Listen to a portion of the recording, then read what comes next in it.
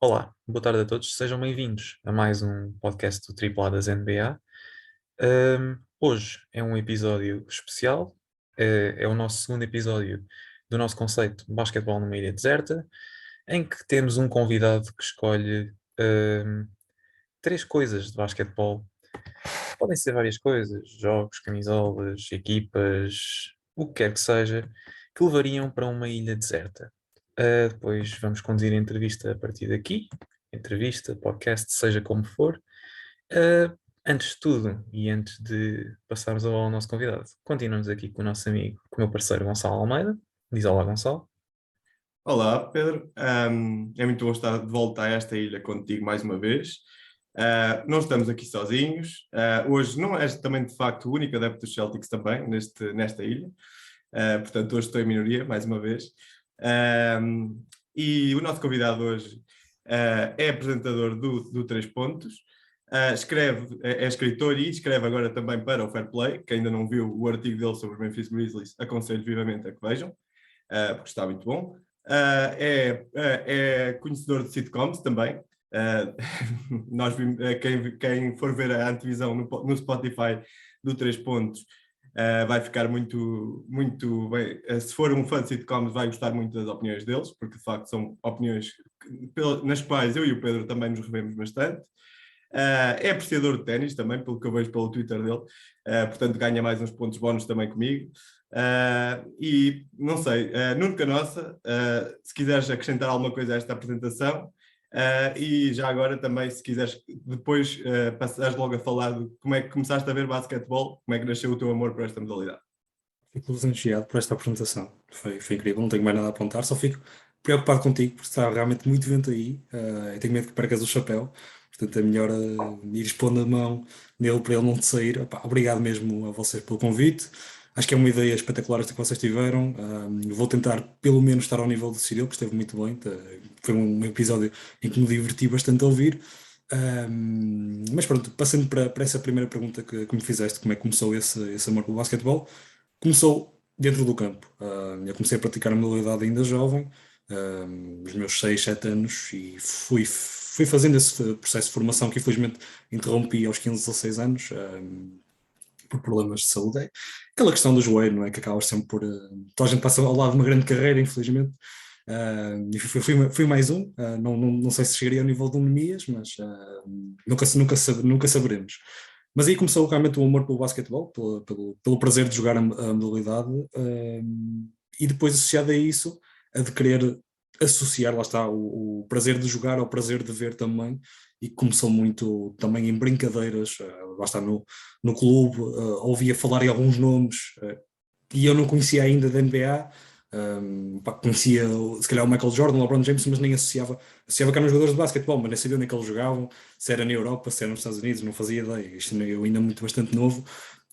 E comecei a ouvir depois mais nomes e acabei por me interessar mais. E uma das primeiras coisas que fiz, e que me acabou por me dar a ligação maior, ainda antes de ver a NBA, foi comprar um jogo para a PSP, que foi o NBA Live 8, que acabou por me marcar bastante. E foi aí que também fui descobrindo ao pouco as equipas, e depois também de ter esse prazer de jogar virtualmente, é que tive o prazer de ver, e acabou por coincidência, a equipa que estava no melhor momento e que acabou por vencer o campeonato. Eu ainda acabei por ver poucos jogos, ainda era bastante jovem, foi o Celtics, e foi aí que também começou, porque é normal, o miúdo acaba por ficar mais ligado à equipa que vence, é a equipa campeã, é aquela equipa que queremos também. Depois, quando eu estava dentro do campo, queria recriar, e aí também comecei já a ouvir nomes, principalmente um jogador que eu defino como aquele que me trouxe realmente à NBA, que foi o Kevin Garnett, tanto no jogo como a ver, e que acabou por me marcar e trazer, lá está, esse amor que tinha pela modalidade para o amor que tenho agora, pela NBA, e acho que foi um bocado por aí.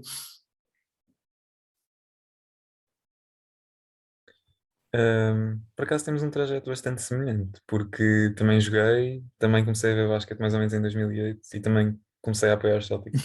Por acaso é curioso que eu também tenho o NBA Live 2008. Esse acho que é dos primeiros, não sei se é o primeiro jogo que não tem os Seattle Supersonics. Acho que tinha os OKC como uma espécie de equipa de treino, nem sequer tinha os Sim, equipamentos. sim, creio que sim, creio que sim. Sim, Foi por essa altura que eles mudaram-se. Sim, foi sim, quando houve sim. a mudança de cidade, porque aquilo passou de Supersonics Sim, a sim. Thunder. Pronto, sem mais demoras, podes então apresentar-nos o primeiro objeto. Pronto, o primeiro objeto que eu acabei por selecionar foi uma espécie de, vamos dizer assim, um documentário ou uma possibilidade de eu poder rever a totalidade dos playoffs de 2016, porque realmente foram os playoffs que me marcaram. Lá está, esse início que eu estava a referir, quando eu comecei a ver a NBA, acabou por não ser uma coisa tão gradual, tão regular, foi uma coisa um bocado esporádica, em que conseguia acompanhar de vez em quando, mas nem ia acompanhando o espectro total da liga, da temporada, com um nível de atenção muito elevado. Mas isso depois mudou nestes playoffs de 2015-2016, em que eu, nesta temporada, tive o prazer de poder ver um jogo da NBA ao vivo, não nos playoffs, mas durante esta temporada, e isso também depois chamou-me para eu conseguir ver a totalidade quase da temporada, ir acompanhando, claro, pelo menos um jogo por noite, que é algo que ainda tento fazer. E estes playoffs acho que é escusado de referir o porquê também de os ter selecionado, porque são talvez um dos mais históricos de toda a NBA. Não falo só das finais, que foi realmente, se calhar, poderia eleger como a final mais incrível de todos os tempos, pelo facto de ter sido pela primeira vez os Cleveland Cavaliers terem ganho o seu campeonato, mas pela primeira vez uma equipa a vir de um 3-1, a estar numa desvantagem de 3-1 e a vencer um campeonato. E acho que quem acompanha a NBA e não conhece estes playoffs, eu aconselho que revejam e tentem ver ao máximo dessa final, mas também tudo conduziu a esta temporada, incluindo o recorde incrível, o recorde histórico dos Warriors, em que bateram o registro dos Bulls do Jordan, e em que quase que era impensável termos estes Warriors como não campeões numa temporada como esta, e acabou por acontecer depois de terem também eles feito uma remontada histórica contra um Thunder de Kevin Durant e de Russell Westbrook no seu último ano, em que estavam 3-1 e estavam muito bem encaminhados, e eu tenho quase certeza que se tivessem mesmo conseguido fechar a série, provavelmente tinham sido campeões. E acabou por também haver essa remontada de 3-1, acaba por ser irónico, depois no final também tem acontecido com os Warriors. É claro que há algumas coisas controversas na final por causa daquele Draymond Green, que foi suspenso no jogo 5 e no jogo 6, se não me engano, ou foi no jogo 5 ou no jogo 6, já não me recordo, e em que acabou por poderá ter influenciado, mas a verdade é que também Kyrie Irving e Kevin Love durante este tempo nos Cavaleiros também tiveram por muito tempo ausente, principalmente nas finais de 2015, e isso são coisas que acontecem em todas as finais, em todas as séries. Há sempre alguém que fica ausente por lesão ou por um castigo ou o que for, mas acho que seria mesmo por esse prazer de poder rever estes playoffs, que para além destas duas séries que estou a referir, que já foram mais no final, a própria série de Cleveland com Toronto foi uma série muito mais equilibrada. É claro que nós olhamos para Toronto contra o LeBron James e só nos vem a alcunha LeBron à mente por causa da forma como o LeBron dominou o Oeste, e tanto Toronto como os Hawks nunca tiveram hipóteses, mesmo os próprios Celtics contra as equipas de LeBron James. Mas nesse ano deram luta, lembro-me de grandes exibições do Bismack Biyombo, em que ele depois conseguiu aquele contrato enorme e depois, claro, voltou ao nível que antes dessa série, mas eu lembro-me de jogos fantásticos, defensivos, de ressaltos ofensivos para dar mais hipóteses, mais ataques à equipa de Toronto, e eles acabaram por disputar mesmo a sério essa final de conferência. E depois, claro, também aquelas séries interessantes que tivemos entre Miami, Charlotte e Toronto e Indiana na primeira ronda, depois também Toronto a ganhar em 7 jogos contra Miami, nessa série, contra um Dwayne Wade que estava a carregar uns hits já acabados às costas.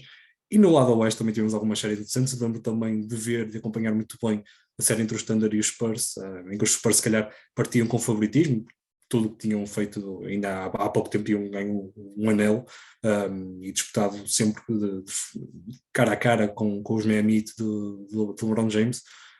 E acho que foi simplesmente uma época, eu considero que se calhar a época que me deu mais gozo ver, por essa nuance de ter acompanhado um jogo ao vivo, que foi algo incrível, e de poder presenciar a série pela primeira vez. Se calhar não digo todos os jogos, consegui acompanhar todos os jogos dos playoffs, mas grande parte deles, e de poder assistir a todas essas séries, e foi fantástico, e foi aí que realmente me trouxe para eu acompanhar isto a um nível diário, e de haver esta vontade também de falar sobre a NBA, e acho que seria muito, acho que não me cansaria facilmente de poder rever, e seria importante nesta ilha deserta também ter um momento de entretenimento, para além das outras duas coisas que vou falar a seguir, que também, para além do entretenimento, também foram escolhidas baseadas no que me poderão trazer para uma questão de sobrevivência, vá. E portanto acho que este seria um bom momento para descontrair, para aproveitar também um bom tempo e poder assistir a bons jogos e também depois eventualmente, dizendo mais à frente qual é uma das minhas opções, com alguém que me vai estar a acompanhar, acho que também teria muito prazer em ver comigo, mas já lá chegaremos. Sim, de facto este ano foi muito especial, desde a regular season dos Warriors até àquela remontada dos Cavaliers, e até para uma questão de motivação para quem quer sair de uma ilha, acreditar que ainda é possível. Este exemplo dos Cavs é inspirador. Quanto aos playoffs em si, eu acho que tu já respondeste mais ou menos a esta pergunta, mas por isso é que eu vou fazer já duas. Se estes playoffs achas que foram os melhores que já viste em termos de qualidade, ou se é mais uma questão sentimental? E qual é que é o momento que tu te lembras melhor ou que lembras com maior saudade destes playoffs?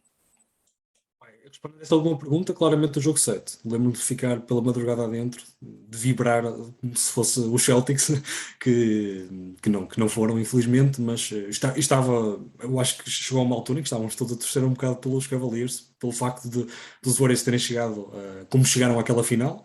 Lá está o record de 73-9 e a remontada contra o Thunder, de estarem 3-1 à frente. Eu acho que a dada altura estávamos todos pelos Cavaliers, e para que se fizesse história, e a realidade é que acabou por se fazer. E esse jogo 7, lembro-me perfeitamente de estar a ver e de ficar em tal êxtase que nem consegui dormir, não consegui dormir nessa noite.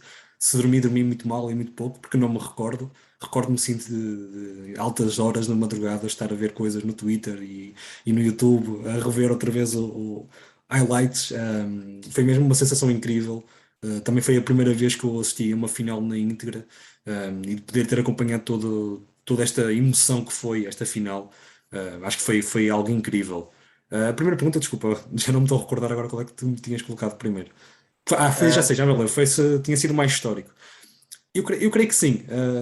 Não sei se não posso afirmar toda a história da NBA, porque não acompanhei todas, mas eu acho que sim, acho que sim. Acho que consigo meter num patamar semelhante, se calhar, a 2019, quando os Toronto foram campeões. Também foi uns playoffs que me trouxeram muita emoção, e que realmente senti que estava tudo em aberto e realmente acabou por se verificar, porque, quer dizer, os Toronto Raptors serem campeões acho que não estava nos planos, ou na ideia de grande parte dos fãs da NBA, nem da própria NBA. Era realmente uma das franquias, assim como os Clippers, se calhar não se esperaria que fossem campeões durante ainda mais tempo do que não são, ou que não haviam sido no caso dos Raptors. Acho que essa também foi um dos bons playoffs. No ano passado também tivemos bons playoffs, infelizmente marcado por muitas lesões. Aí poderia ter sido mais interessante se calhar se elas não tivessem ocorrido com tanta frequência, mas eu acho que sim. Também se calhar um bocado pelo valor da nostalgia, é verdade, mas eu acho que pelo simples facto de ser realmente a única equipa que conseguiu fazer essa remontada no contexto em que era, nos Warriors que são, na época rolar, a melhor equipa de todos os tempos. Acho que não sei, é difícil para mim colocar, mesmo eu não tendo visto todas da história, eu não consigo mesmo pensar ou mesmo ir vendo, comparar uma a uma. É claro que é difícil de comparar só por estatística, mas eu não consigo mesmo, se calhar, equivaler aqui nenhuma a estes playoffs que foram incríveis, e também é por causa disso que eu escolho, porque sou mesmo. Sei que não vou ficar desapontado por rever todos estes jogos. Eu tenho uma pergunta que tenho de te fazer, que é como é que é ver um jogo ao vivo? E eu pergunto isto não no sentido de como é que é ver um jogo ao vivo, mas ahm, primeiro, que jogo é que tu foste ver?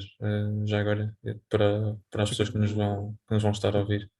Eu fui ver os Ox contra o Jazz. Foi no início de novembro. Lembro-me bem que foi na altura em que houve aqueles ataques, em França, em Paris, aqueles ataques terroristas, infelizmente. E lembro-me também que houve uma homenagem que eles acabaram por iluminar todo o campo com a bandeira da França. Aquilo que eles costumam fazer no início, acabam Sim. por iluminar o corte e iluminaram com a bandeira da França. Houve ali um momento de silêncio. O Rudy Gobert estava presente, portanto também estava visivelmente emocionado, mas foi mesmo é uma experiência surreal. Acho que para quem gosta de NBA, poder ter esse privilégio, desde o momento em que estava a andar em direção à arena, ver todo aquele frenesim, ainda que Atlanta não seja daqueles mercados, ou não há uma cultura, se calhar, tão grande como noutras franquias e noutras cidades, mas ainda assim, houve ali um frenesim. Foi um domingo à tarde, portanto foi um jogo cedo. Sim. Se não me engano, foi na hora local, foi 4 horas ou algo do género. Foi um jogo que aqui acaba por dar às 9, 10 horas.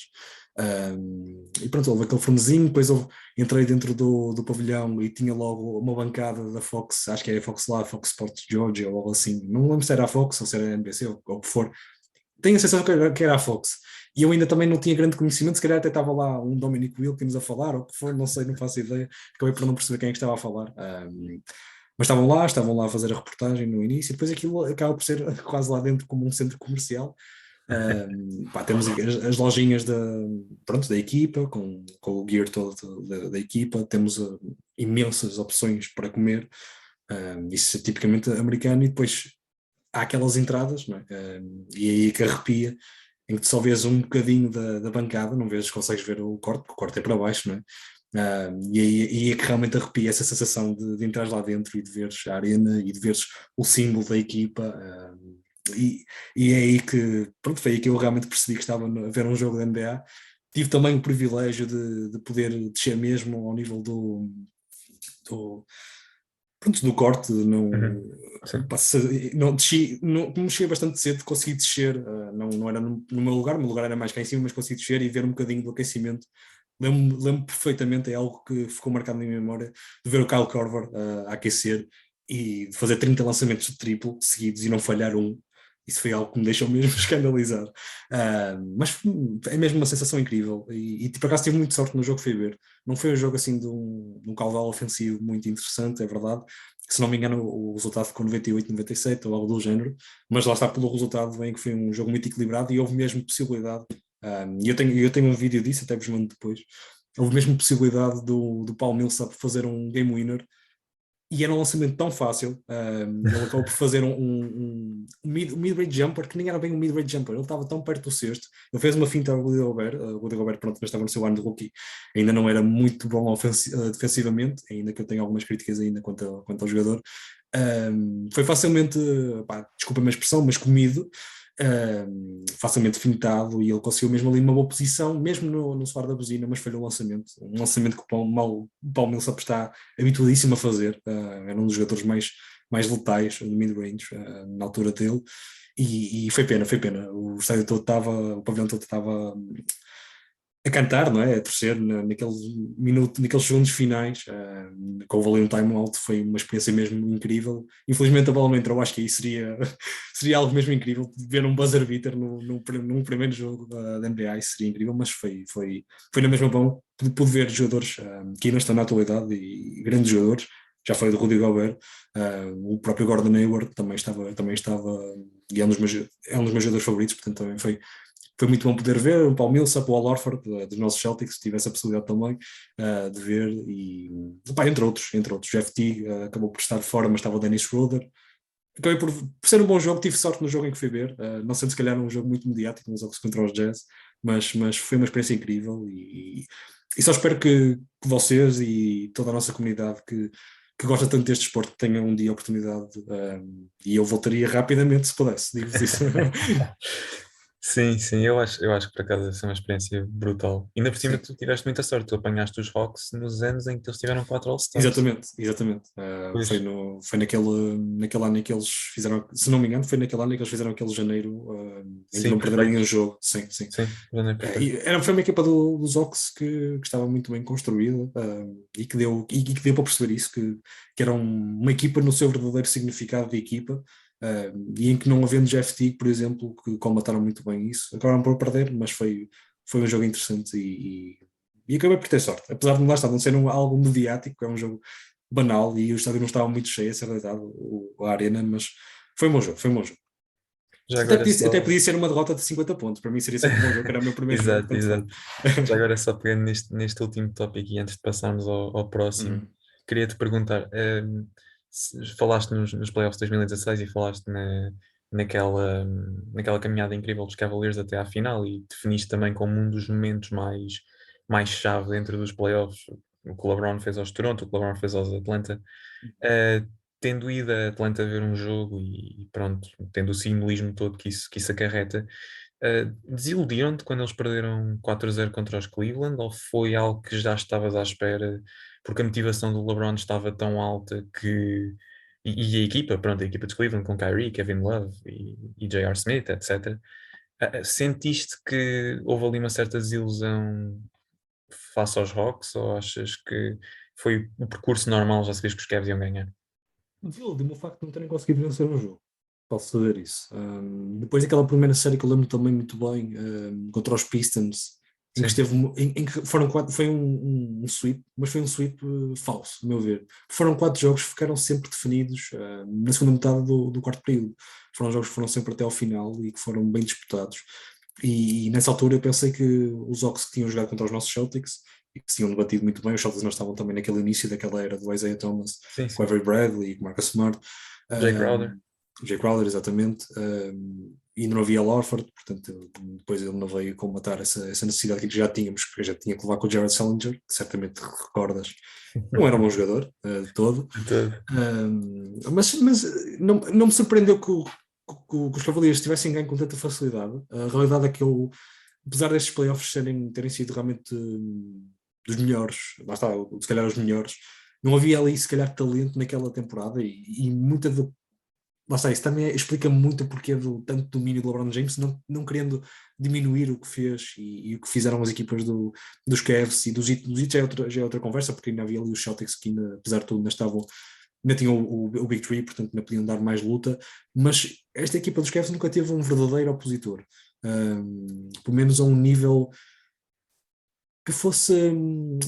Quer dizer, estamos a falar de um LeBron James e o melhor jogador, lá está. Ainda que falamos de equipa, o melhor jogador dos Hawks, quase que nem conseguimos definir se era o Al Horford, por vezes era o Al Horford, noutra noite era o Paul Millsap, noutra noite era o Jeff Teague. E é verdade que tinham 4 All-Stars, mas eram 4 All-Stars assim um bocado de baixa qualidade para aquilo que estamos habituados num jogo de All-Star. E aqui a realidade é que os 2 melhores jogadores a seguir ao LeBron James dos Cleveland Cavaliers, isto excetuando falando só de individualidades, nessa equipa dos Hawks que seria o melhor jogador de caras, menos a meu ver o Kyrie seria de caras, o Kevin Love poderia ser discutível, mas aquele Kevin Love que tínhamos visto nos Timberwolves seria claríssimo o melhor jogador dos Hawks. Havia ali realmente uma diferença entre qualidade individual e já sabemos que nos playoffs as rotações diminuem, e isso também, lá está uma equipa tão profunda como era os Hawks nesse momento, acaba por perder um bocado de poder, e os Cavaleiros tinham mais poder, tinham LeBron James no seu auge, que ainda está no seu auge, não sei como, mas nessa altura também estava no seu auge. E só me surpreendeu o facto de não terem vencido um jogo depois nos playoffs em sua casa. Achei que fosse possível aquilo que os Toronto fizeram, que ainda assim deram luta, mas eram claramente inferiores, e acabou por se verificar isso no final. Eu acho que não me surpreendeu. Falaste dessa ligação com os Hawks. Curiosamente fiquei claramente ligado aos Hawks. Eu coloco como a minha segunda equipa por causa dessa aventura, dessa possibilidade que tive de ver ao vivo. E portanto acaba por terceira e acaba por ficar também um bocado triste depois da grande temporada que fizeram no ano passado, por estarem neste patamar nesta temporada. Mas sim, nessa época não me surpreendeu de todo. Surpreendeu-me que não tivessem pelo menos ganho um jogo, ou pelo menos terem ganho aqueles 2 jogos que se fazem em casa e depois os Cavaleiros arrumarem, que foi o que acabaram por fazer com o Toronto. Muito bem. Sim, senhora. De facto, foi uma excelente época. E há pouco mais a dizer sobre isto, porque podíamos estar aqui a falar horas e horas só sobre estes playoffs, porque de facto foram mesmo espetaculares. Mas acho que vais ter muito com que te entreteres na ilha com estes playoffs. E acho que não há grande problema de repetição, ainda vais demorar muito tempo até te cansares. Dito isto, se quiseres então passar a apresentar-nos o teu segundo objeto. Objeto que não é objeto, não é? É a minha companhia, aquela que será a minha companhia nesta ilha deserta. É o Kyrie Irving. É o Kyrie Irving, e há muitas explicações pelas quais o Kyrie Irving faz sentido para ter comigo numa ilha deserta. Pelo menos em teoria. Acho que se eu tivesse uma semana na ilha deserta, provavelmente não me cansaria. Poderia eventualmente cansar-me se fossem durante vários meses. Mas porquê Kyrie Irving? Primeiro, se houver a possibilidade de haver, sei lá, um cesto e uma bola perdida lá na ilha, só essa possibilidade lá está de o ver jogar, nem precisa jogar contra mim, só de o ver ali fazer a sua magia já me alegra muito. E eu tenho uma relação de amor-ódio com o Kyrie Irving, e é por isso também que eu trago comigo. Primeiro, uma relação de amor, porque há bocado falei que o Kevin Garnett foi o jogador que me conquistou para a NBA, mas o Kyrie Irving é o jogador que mais me deslumbrou em todo o meu tempo de acompanhamento da NBA. Nunca nenhum jogador me deslumbrou tanto como o Kyrie Irving. Um, ainda que me custe muito ainda dizer, consigo na mesma afirmar que é se calhar o meu jogador favorito na atualidade. Um, porque vê-lo é algo que me traz sensações espetaculares. Não há outra forma de colocar. Ver o Kyrie Irving no seu melhor, dentro do campo, caladinho, que é como é melhor, é realmente algo que me traz muita alegria. E lá está. Primeiro ponto, se houvesse essa possibilidade de eu ver a jogar lá na ilha, já seria algo bom. Depois, acho que seria ótimo poder ouvir, dar-lhe voz para perceber o que é que vai naquela cabeça. E acho que daria momentos interessantes. É claro que quando a coisa aquecesse um bocadinho e eu me tivesse já a fartar, podia-me afastar e ir para outro canto da ilha e ver os meus playoffs. Mas gostava de saber o porquê dele achar que a Terra é plana, e se calhar conseguia comprovar que não era, porque estando numa ilha deserta provavelmente conseguíamos ver já ali os limites do globo e ver aquela curvazinha no horizonte, não sei. Talvez se acabássemos por ir para a ilha, por descermos de um avião, se calhar quando estivéssemos no paraquedas ele conseguisse ver, lá está, essa curvatura que é tão assente quando alguém está num avião, pelo menos das vezes que eu andei, fiquei logo esclarecido que a Terra se calhar não era plana. Se ainda houvesse dúvidas, fiquei logo esclarecido que aquilo realmente parecia um bocadinho redondo, mas pronto. Depois também, como estamos só dois, provavelmente não haverá o risco de pegarmos o Covid um ao outro, mas se houver essa possibilidade, espero pegar-lhe, que é para ele ver as mazelas com que aquilo pode dar, que é para ele pensar duas vezes se quando sairmos da ilha ele não se quererá vacinar. Há também uma outra, ele terá muitas, das que já vi, ele tem muitas teorias da conspiração. Sempre que eu estiver aborrecido, vou lá ao Kyrie, olha, conta-me aí uma das tuas teorias. Não sei. Porque é que o 11 de setembro aconteceu? E ele, de certeza, que inventa qualquer coisa. Não sei. Se calhar para a Terra ser plana, se fosse, mas se houvesse a curvatura e eles tinham conseguido desviar-se, não sei. Já estou aqui a tocar no humor negro, mas a realidade é que ele tem teorias da conspiração para tudo. E acho que seria interessante conversar com ele, seria interessante também vê-lo a jogar se houvesse essa possibilidade.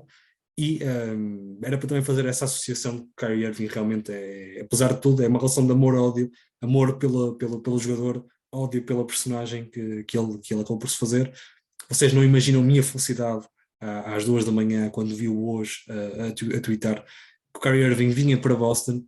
Infelizmente a experiência correu mal, mas lembro perfeitamente que essa foi uma outra noite em que eu não consegui dormir, de tal êxtase em que estava, de poder, porque era o meu jogador favorito, de saber que o meu jogador favorito vem para a minha equipa. Não sei se algum de vocês já teve essa experiência, mas também é uma experiência incrível.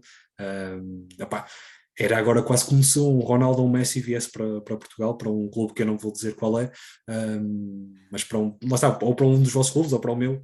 Acho que é algo realmente que primeiro apanhou-me desprevenido, não estava a contar, abri assim o Twitter aleatoriamente, e aquilo, porque nem foi numa altura em que há grandes trocas, aquilo foi ali num período um bocado calmo da off-season, apanhou-me de surpresa, mas foi uma experiência que não correu bem, infelizmente, mas teria também aí muito a esclarecer com o Kyrie Irving, portanto, lá está, sempre que estivesse aborrecido, o Kyrie daria-me letra que ou me faria rir, ou me faria ficar frustrado, e se ficasse frustrado, lá está, iria dar uma volta pela ilha e aquilo acaba por passar, que se fosse uma ilha como esta estava a bom tempo e tudo, e não havia nada que um bocadinho de ar não fizesse.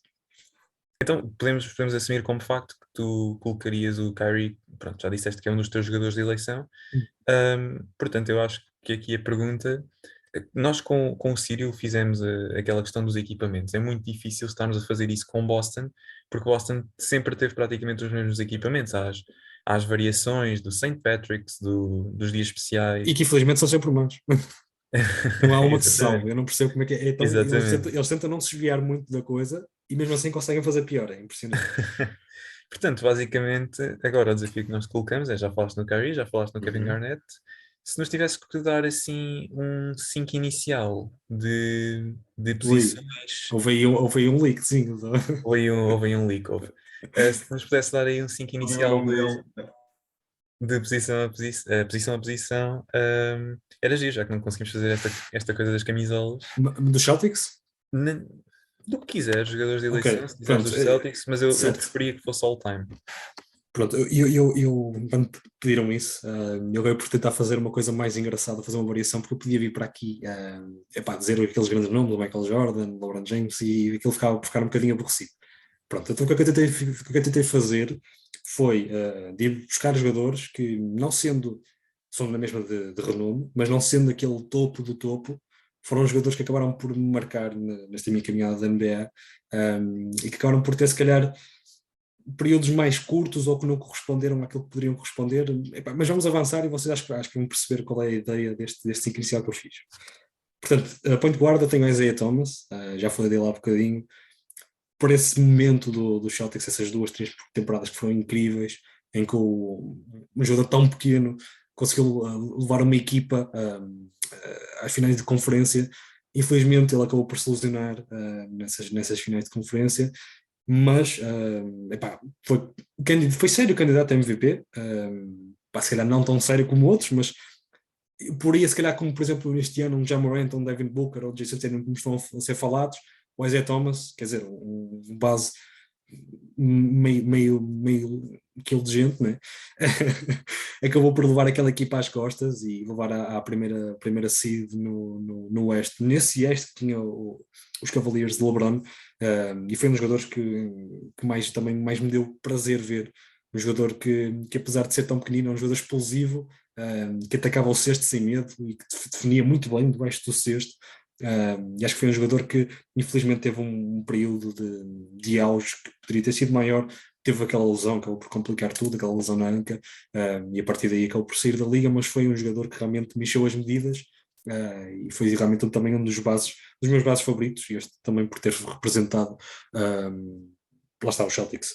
Depois, a Shooting Guard tem também um nome muito, muito engraçado, vocês também serão grandes fãs de certeza, de Jamal Crawford, que foi um jogador que eu queria trazer para aqui alguém dos Love City Clippers, que foi também uma equipa que acabou por me agradar muito de ver. Esses sim desiludiram-me constantemente, porque pensei sempre que aquela equipa pudesse chegar ao anel, e era uma equipa que todos os jogos mexiam as medidas.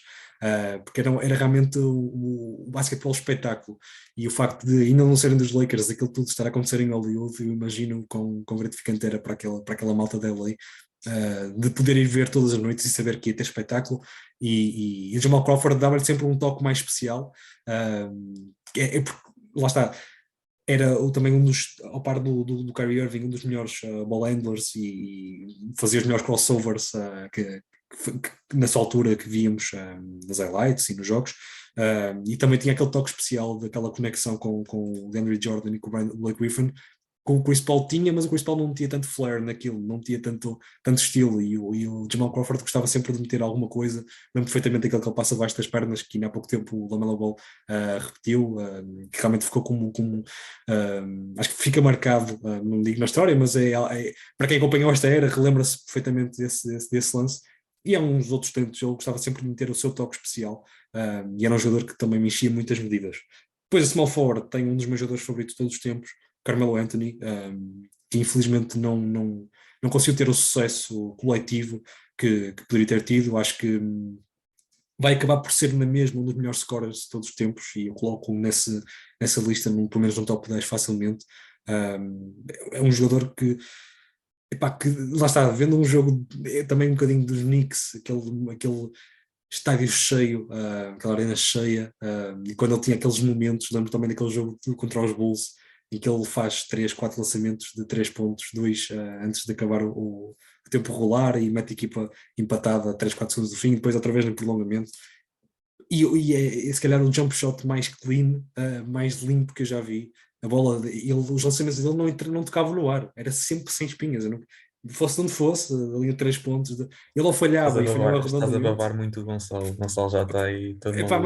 mas é, ele ou Não, é falhava e assim, falhava. eu, por acaso não sou o maior fã do Carmelo, confesso, mas sou o maior fã do jump shot dele. Acho que é o mais bonito da história da NBA. É incrível, tudo, a arte do lançamento em si, mas a forma como ele, epá, se entrar, não vai tocar em lado nenhum, vai ser um lançamento perfeito, e é incrível. O Carmelo, que curiosamente na primeira parte da sua carreira, é um jogador muito explosivo, que atacava muito o cesto, também com grandes afundanços que ficarão marcados na carreira do jogador, mas esse Carmelo dos Knicks, eu não podendo muito com os Knicks, e acho que o Pedro percebe-me nesse sentido.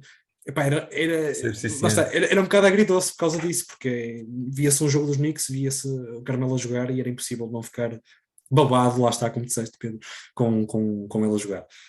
Depois, Power Forward e Center, tem também dois big mans que merecem também aqui algum louvor. Então, para Power Forward tem o Lamarcus Aldridge, também foi.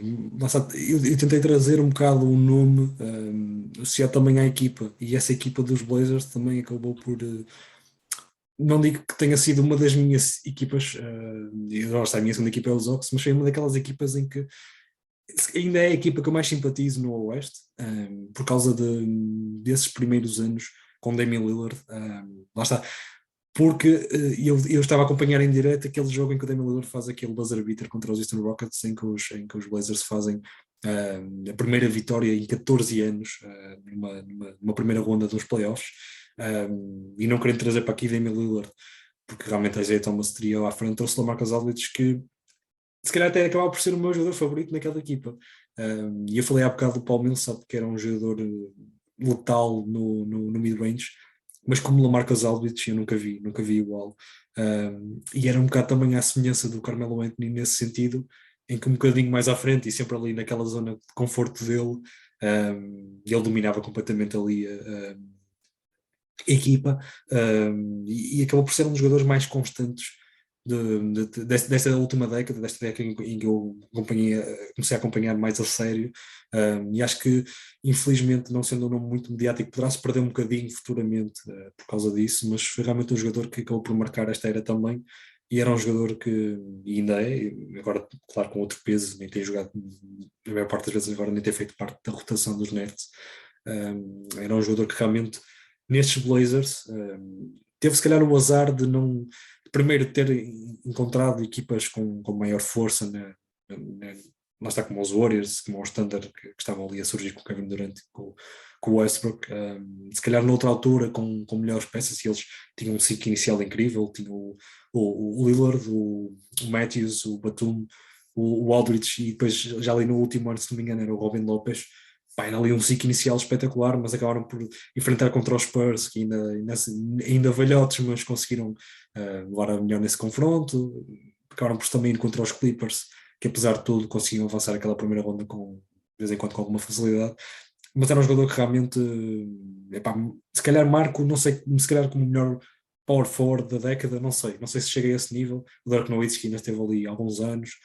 Podemos colocar o Anthony Davis, agora também o Giannis, mas é um jogador que, apesar de tudo, se formos ver até os números da sua carreira, muito constante, sempre dos melhores durante muita parte da década, e era um jogador que mexia as medidas também, é isso que me apraz dizer, e um bocadinho à semelhança do Carmelo Anthony, era um jump shot também muito, muito clean, e aquele mid-range era sempre certíssimo, e foi realmente pena eles não terem conseguido ir mais longe.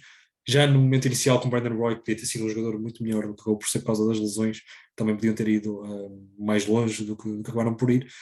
Mas o Marcos Aldridge acho que também merecia aqui, se calhar um dos meus power forward favoritos de todos os tempos, apesar de provavelmente mais à frente vamos esquecer todos um bocadinho dele por não ter um anel, não ter grandes momentos que se marquem, mas sempre um jogador muito regular, muito constante. E depois tenho a poste de Marcus Cousins, que infelizmente acabou por ter aquela lesão que mudou completamente a sua carreira, porque olhamos para o Marcus Cousins e nem é um jogador que está de todo à parte do momento atual da NBA. Podemos olhar para ele e se calhar é um jogador muito só dominante, estar ali debaixo do cesto, um rim protector, um jogador que não oferece muito ofensivamente, a não ser segundas bolas ou o que for. Mas não, é um jogador até bastante versátil e temos visto muito isso agora nesta época que os Nuggets finalmente alguém lhe deu a oportunidade, embora que aqueles Nuggets têm pouca profundidade, e se calhar também muito por causa disso que ele tem aquela oportunidade, mas é um jogador que apesar de tudo, principalmente perde pela mentalidade, pelo temperamento, mas que creio que se não tivesse tido aquele infortúnio, ele fazia, primeiro com os Kings era um jogador brutal, era o melhor poste, estava-se a tornar, e acho que acabou por se tornar a certa altura o melhor poste da NBA. Mas depois aquela experiência com Anthony Davis foi curiosamente interessante, e aquilo até estava a correr bem, e estava a fazer se calhar lembrar um bocadinho, e desculpem uma comparação se calhar um bocado exagerada, o David Robinson com o Tim Duncan, de realmente poder ser possível ter os dois jogadores dominantes nas posições interiores, porque eram jogadores que apesar de tudo abriam o campo, não sendo jogadores muito letais de fora. Então se lembrarmos agora desta época de Anthony Davis, a linha de 3 pontos, foi absurdo, mas eram jogadores muito móveis e que não ficavam muito expostos em trocas, e que ofensivamente, apesar de tudo, e o DeMarcus Cousins, sem dúvida alguma, não era um jogador só de baixo do cesto, era um jogador que podia, mesmo cá fora, no elbow, distribuir jogo, e que estava a desenvolver também o seu lançamento exterior, e acho que foi mesmo ali a lesão, aquela depois acabou por entrar se calhar na mente dele, ele não ter aceitado aquela oferta dos Pelicans, que até era uma oferta vantajosa, de 40 milhões, 2 anos, se não me engano. Pá, os Pelicans acabaram por precaver um bocadinho, é verdade que se calhar valia mais na altura, mas com a lesão acabaram por precaver por causa disso. E depois foi para aqueles Warriors de forma gananciosa e com todo aquele paleio que correu mal. Depois foi para os Lakers mais uma temporada e acabou por descambar. Mentalmente, eu acho que ele mentalmente ainda está com a ideia de que era o jogador que era, e já não é. Ele agora parece também um bocadinho mais down to earth nesse sentido, agora nos Nuggets, e espero que ele continue na liga, porque eu equiparo muito a Isaiah Thomas. Eu acho que são jogadores que tiveram lesões no momento mais errado possível, e que apesar de se calhar não terem, neste momento não poderem ter o mesmo papel que tinham antes, podiam ter um papel muito maior, de serem, no mínimo, peças que contribuiriam facilmente a partir do banco, e é isso que temos visto agora no Marcus Cousins. O Isaiah Thomas, que apesar de tudo ainda está na liga e ainda tem os seus minutos nos Hornets, eu acho que tiveram um grande infortúnio estes dois jogadores, que foram dois jogadores que naquela altura, e acabaram por jogar juntos, curiosamente, mas naquela altura, naquela metade da década passada até ao fim, eram dos mais dominantes, dos melhores das suas posições, e tiveram um declínio muito rápido por causa dessas lesões complicadas. O DeMarcus Cousins, se não me engano, também no Aquiles, que é das piores lesões possíveis, e foi pena. Mas eu deixo aqui este 5 inicial, que é um 5 inicial que, apesar de tudo, se jogasse junto, acho que daria muito espetáculo, e que se bater defensivamente seria terrível, é verdade, mas num All-Star Game em 2015 ou em 2014 daria para competir. Sim, sim, sem dúvida. E é engraçado tu falares do Cousins, porque eu e o Pedro ainda há uns episódios atrás também falámos desta lesão do Cousins e do quão, como tu disseste, foi o pior momento possível. Um jogador que estava a entrar no prime. Exato. Foi como o Isaiah Thomas, era o último ano de contrato, isso é terrível mesmo, é terrível. Sim, sim. E não é só isso, não é por uma questão de espetáculo, quer dizer, nós fomos roubados numa época inteira de Anthony Davis e de Marcus Cousins, quando o Cousins estava a fazer números absolutamente brutais. Eu acho que ele estava com mais de 25 pontos, não sei se estava ali acima dos 10 ressaltos, e lembro que ele tinha 5 assistências por jogo, quer dizer, era uma coisa louca. E a jogar com Anthony Davis ao lado, então, era mesmo brutal. Sim, e já agora também te queria fazer a pergunta, porque o Anthony Davis, com uns anos de atraso, mas também lhe está a começar a acontecer um pouco isso. As lesões estão a começar a atormentá-lo. Achas que também irá seguir o mesmo caminho de Cousins? Achas que vai ser difícil o Anthony Davis também voltar à forma que sabemos que ele seria capaz? Ou... Eu acho que ele conseguirá, se calhar, mais facilmente manter o seu contributo, o seu valor dentro do campo. O problema aqui realmente que se coloca cada vez mais é o quanto tempo é que ele poderá estar dentro do campo. E que neste momento pode, claro, afastar algumas equipas. Eu acho que os Lakers vão continuar com a aposta nele. Eles desfizeram-se de tudo o que tinham. Acho que agora pensar se querem desfazer-se dele seria dar 2 tiros nos pés. Claro que estamos a falar dela e é uma das franquias que mais facilmente se reconstrói, é 4, 5 anos no máximo num patamar menos bom, mas nós estamos a falar de um mercado pequeno, não é difícil para os Lakers depois recuperarem. Mas Anthony Davis, apesar de tudo, lá está, eu acho que se calhar o melhor atributo de um jogador é a sua disponibilidade. E o Anthony Davis não tem disponibilidade neste momento, não tem, e acho que também nesse patamar equivale ao de Marcus Cousins, porque eu acho que ele está com a mentalidade muito errada neste momento. Comentários que tem feito em relação aos Suns, que até revelam um pouco fair play. Eu acho que outro jogador, o próprio LeBron, se calhar, se fossem colocadas as mesmas questões, daria um mérito aos Suns e ao que têm feito e a temporada que fizeram nestes 2 anos. O Anthony Davis não, para ele é, se ele estivesse disponível, tinha um ganho. Pois o problema é que ele não está disponível. Não está disponível contra os Suns, não esteve disponível esta temporada toda. E veremos como é que é a próxima temporada. Eu acho que esse não foi o problema total dos Lakers, eu acho que foi mais a pobre reconstrução da equipa, quando tinham um plantel que até era bastante interessante e que se calhar ficou no ano passado numa sétima posição por causa disso mesmo das lesões, mas que ainda assim estavam nos playoffs, e se calhar trazendo uma outra peça, como aquela troca que tinha sido feita inicialmente com o Barry Hill, que seria interessante, poderia trazer mais valor à equipa. Não sei, eu acho que Anthony Davis não irá se calhar pelo mesmo caminho, porque apesar de todo é um jogador que tem mais qualidade, e que pode oferecer mais, principalmente no aspecto defensivo, que é muito importante, e que sabemos que a Isaiah Thomas era uma nulidade e que o Marcus Cousins também nunca foi um jogador, pelo menos na parte defensiva, muito empenhado, digamos assim. Tinha potencial para mais e houve ali alguns anos que até teve bastante bem defensivamente, mas podia ter feito mais.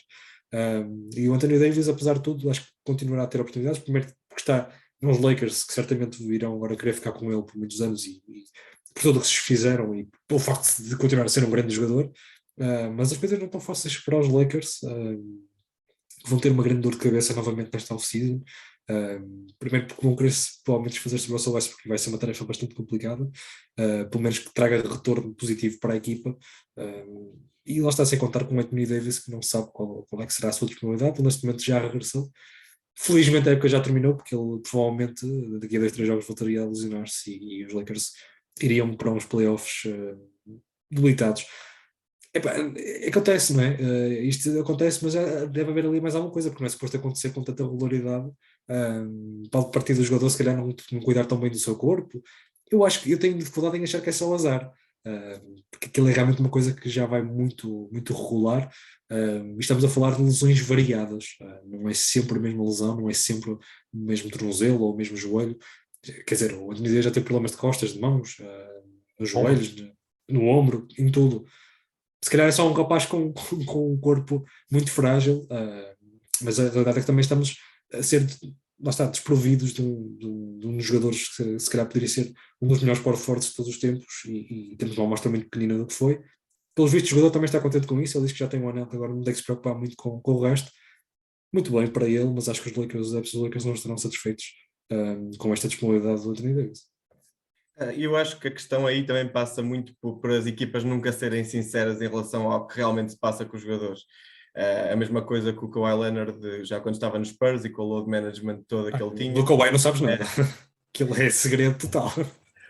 Pronto, acho que era preferível as equipas, nesse tipo de casos, não deixarem o jogador para passar aquela imagem de que são eles que não querem saber ou que eles é que não se tratam, exatamente como tu estavas a falar. Se realmente houver uma coisa mais crónica, acho que seria preferível haver noção disso, só que lá está, isso também baixa o valor de troca do jogador e as equipas, como é óbvio, também não querem isso. Já agora, desculpem, só para dizer, concordo muito com a opinião do Nuno e eu discordo da tua opinião, Gonçalo. Curiosamente, eu acho que as equipas não têm que revelar, porque eu estou a colocar nesta situação agora. Os Pelicans vão ao play-in, independentemente de jogarem contra Spurs, Clippers ou Minnesota logo à primeira, provavelmente serão os Spurs, mas antes disto tudo, se os Pelicans revelarem que o Zion Williamson está com uma lesão na perna, qualquer equipa e qualquer defesa vai atacar essa perna. Portanto, se calhar há aqui uma espécie de bluff por parte das equipas também de tentar, não digo proteger o jogador, mas tentar maximizar o rendimento dele e permitir com que isso aconteça. Eu percebo a tua visão, mas não, eu discordo só porque eu acho que os interesses das equipas também têm que ser postos em causa. Ahm, já agora, tens mais alguma pergunta para o convidado? Não sei se. Não, relativamente a esta parte aqui, não. Penso, lá está, acho que a equipa dele está ótima, acho que teve uma ótima explicação para cada um dos jogadores. É bom ver que ele partilha também da opinião do jump shot do Carmelo. E o Lamarcus Aldridge também é um jogador que também está nos meus preferidos, portanto, props por essa parte. Dito isto, acho que podemos avançar então para a próxima. Sim, Se calhar, e eu vou aqui partilhar.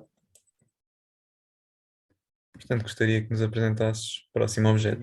Exatamente. Portanto, eu trouxe uma ferramenta de entretenimento nos playoffs, trouxe a minha companhia e agora preciso de algo que me dê valor para a minha sobrevivência. Portanto, eu não sei se algum de vocês já viu o Uncut Gems. Creio que o Pedro foste que falaste comigo, disseste que não sei se o Gonçalo também nunca viste. Não, não. Pá, primeiro de tudo, recomendo a verem. Eu, aliás, digo para vocês ligarem e irem ver imediatamente. Portanto, vou tentar não dar grandes spoilers para vocês e para quem nos está a ouvir. Para quem viu, vai perceber mais facilmente isto. Portanto, o que estamos a olhar aqui neste momento, para quem nos está a ver e não a ouvir, é aquilo que se pode chamar uma Opala, uma Gem, o que for, daí que vem o Uncut Gems. E basicamente isso é a premissa do filme. Lá está, um vendedor que é aqueles penhores, estão a ver, que tem várias coisas e vão trocando umas pelas outras, vende relógios e o que for. E ele encontra esta pedra no qualquer país que não me recordo neste momento de África, que é bastante valiosa. Ela é avaliada entre 15 a 17 milhões, se não me engano, e em que ele traz para Nova Iorque, que ele está sediado em Nova Iorque, e acaba por ter um cliente muito interessado, que é o Kevin Garnett, a representar-se a si mesmo em 2012, e portanto nessa altura os Celtics estão em playoffs, acaba por ser engraçado, estão em playoffs contra os Sixers, portanto há aqui alguma crítica, tipo como é que ele está numa série entre Boston e Filadélfia e está sempre a vir a Nova York entre os jogos, aqui um bocado se calhar alguma displicência, portanto por parte do jogador, mas lá está, o porquê da pedra. Primeiro, queria fazer essa ligação ao Kevin Garnett, que já vos disse que é realmente aquele jogador pilar para o meu interesse, e lá está, há esse valor da pedra em si, ou da opala, ou o que for, aqueles 7 milhões, porquê? Vamos que alguém vem-me resgatar. Primeiro, pode ser a minha compra para o resgate, certo? Caso esse resgate não venha de bem, não venha de bom senso, de boa vontade. Assumindo também que vem de boa vontade e que os marinheiros dão-me boleia na boa, deixa-me em qualquer lado, eu vou precisar de alguma coisa para reconstruir a minha vida. Portanto, ainda nem sequer avaliei se trago o Kyrie comigo ou não, se o deixo na ilha ou não, depende de como ele se comportar, e também de como tiverem os Nets, se estiverem muito fortes, se calhar faz-me sentido deixar o Kyrie para que os Celtics possam ter mais possibilidades, e lá está, com 15 a 17 milhões, acho que consigo encontrar um comprador, nem que seja por metade do valor, já fico bastante satisfeito. Acaba por também, se calhar, como é uma pedra, podendo danificar um bocadinho o seu valor de mercado, pode dar ajuda para, sei lá, tirar uns cocos que estejam numa palmeira para me servir de alimentação. Portanto, isto é tudo uma construção aqui de uma sobrevivência, mas é realmente um filme que recomendo. Fica aqui também a recomendação, que envolve Kevin Garnett, envolve muito dos Celtics, porque é demonstrado muitas vezes depois do jogo por uma outra nuance do filme que não vou contar, e que curiosamente o que Kevin Garnett, e isto também é uma razão para a qual eu traria o Paula comigo, ele troca o anel ou seja, aquele anel que vocês estão a ver agora na imagem com a Opala, e ele só joga bem, ele sente uma ligação com a Opala e só joga bem se estiver com ela. E portanto eu acho que também seria bom para trazer essas boas vibes para mim, porque tenho medo que o Kyrie a certa altura me lance alguma maldição. Eu tenho certeza que ele, num dos seus 3 objetos, vai trazer os seus pauzinhos de incenso, e não sei até que ponto é que ele não quererá pegar uma praga ou algo do género, e assim tem uma pedra valiosa que pode dar jeito para várias coisas. Se calhar seria interessante trazer 2 para fazer fogo, mas pronto, é o que temos.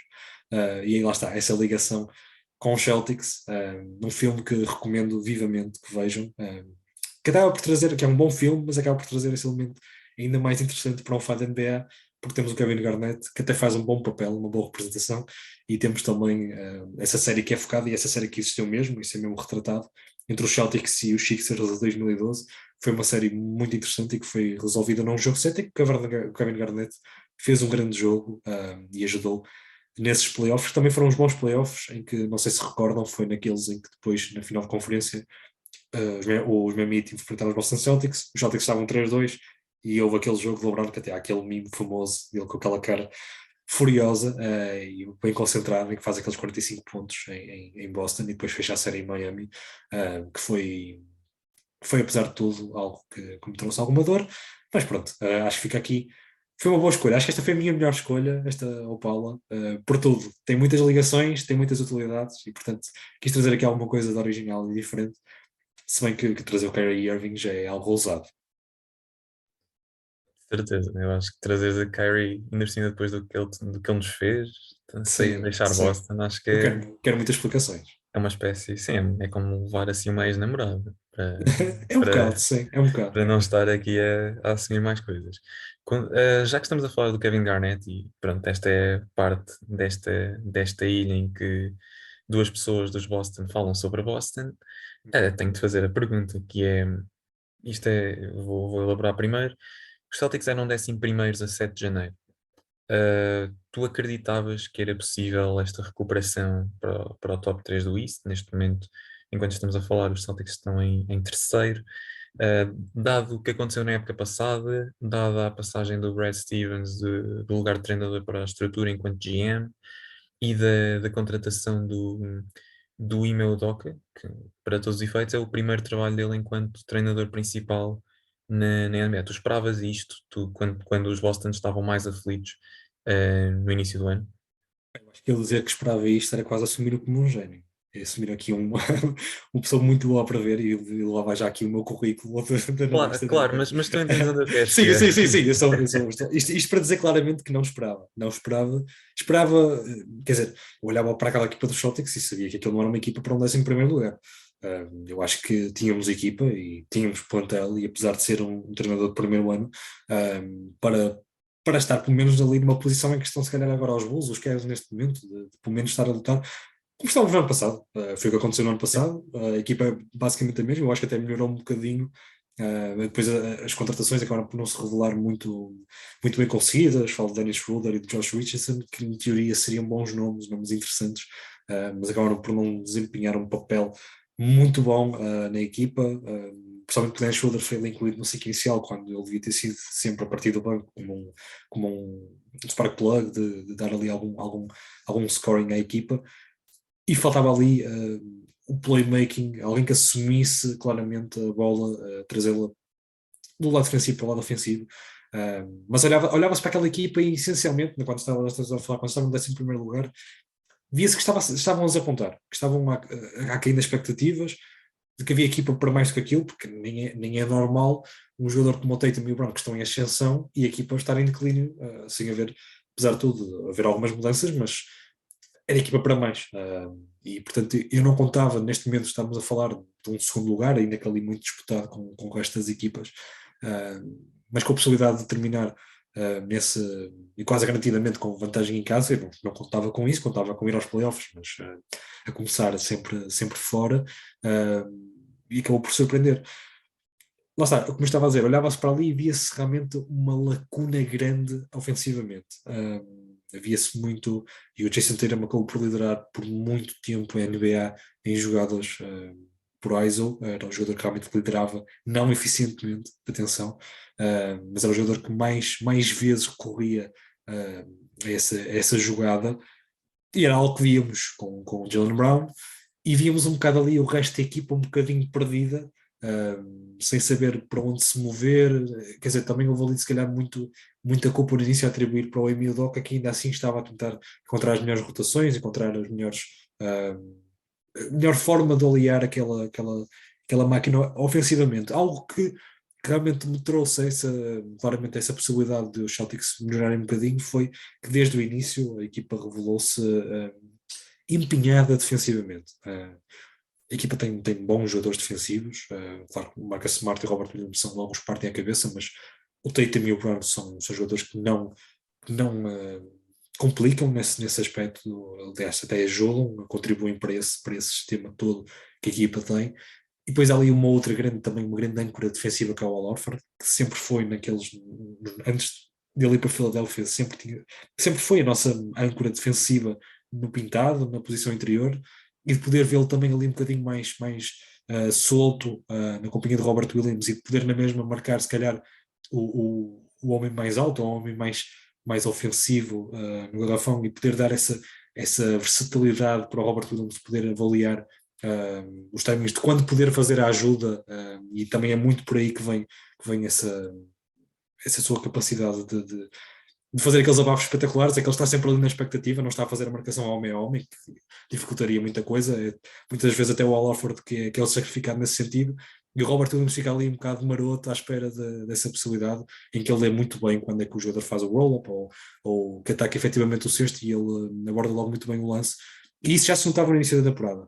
O que não se notava era ofensivamente. E uma equipa que já tinha ali aquela premissa defensiva de poder evoluir nesse sentido que evoluiu, e depois trouxe Derek White, que é um jogador também defensivamente muito empenhado, e que dá ali mais uma presença no perímetro, de poder depois transformar isso num ataque mais fluido, em que agora sim, assumidamente o Marcus Smart traz mais vezes a bola para a frente, e começa a jogada, em que chama a jogada, e que não fica aquela indecisão se mete já a bola agora para o Tatum ou para o Brown, porque eles vão querer fazer o seu show-off e fazer o seu lançamento. É claro que ainda há momentos para isso. O Tatum é um jogador brilhante, o Brown é um jogador brilhante, é um jogador que com um drible, com um sprint, consegue rapidamente chegar ao cesto facilmente, ou de fazer um step back, o que for. São jogadores que ainda assim, apesar de tudo, e isso ajudará muito nos playoffs, podem fazer o seu próprio lançamento e resolver por si mesmos.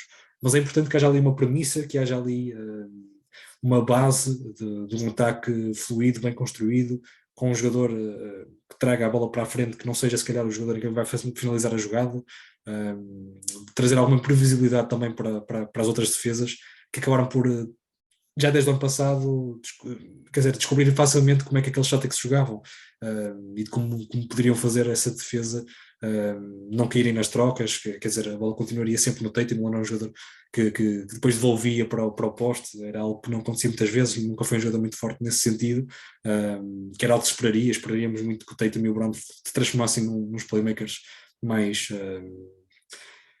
mais veemente, porque não havia essas opções dentro da equipa. Havia Smart que agora tem desenvolvido muito bem esse patamar, e agora veio Derek White, que tem ajudado também muito nisso. O Al Horford, que a partir das posições interiores consegue distribuir muito bem a bola. O próprio Robert Williams, que tem melhorado muito nesse sentido. E depois lá está. Eu acho que nesse sentido o Emile Doca acabou por perceber como é que haveria de jogar, e de como descobrir as melhores rotações, como ter se calhar o Grant Williams em campo quando o Al Horford sai, que não faz grande diferença porque o Robert Williams continua, e não compromete tanto defensivamente, que também apostava muitas vezes num small ball com o Grant Williams ali e o Tatum no 4-5, que não fazia muito sentido, principalmente com equipas que tivessem posições interiores mais fortes.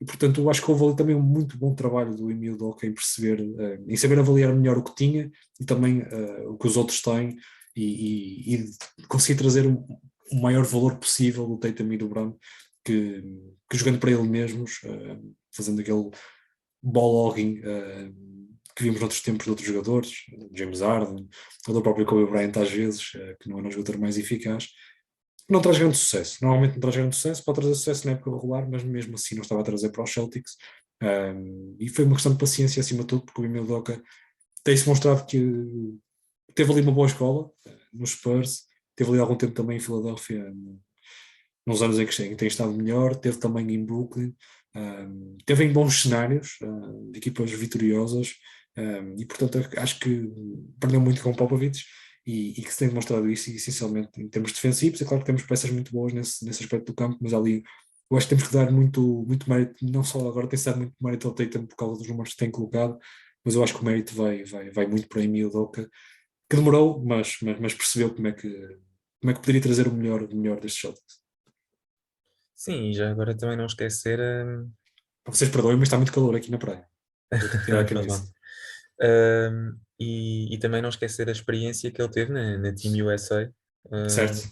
nos últimos Jogos Olímpicos e já no Mundial anteriormente.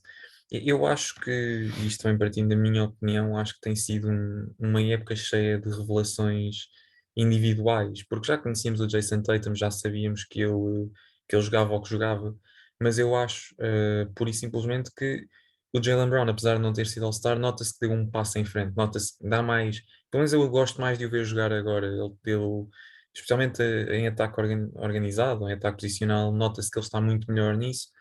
Tu falaste do Robert Williams, é óbvio, mas basicamente a pergunta é esta: quais são as tuas relações individuais? Quero só dizer-te que a minha opinião é o Grant Williams, acho que tem sido ainda mais revelação que o Robert Williams, porque melhorou em muitos aspectos do seu jogo, nota-se que está mais confiante, lança mais de 3 pontos, está com, se não me engano, 7 pontos por jogo, qualquer coisa assim, constante nas outras estatísticas, ressaltos, roubos de bola, blocos.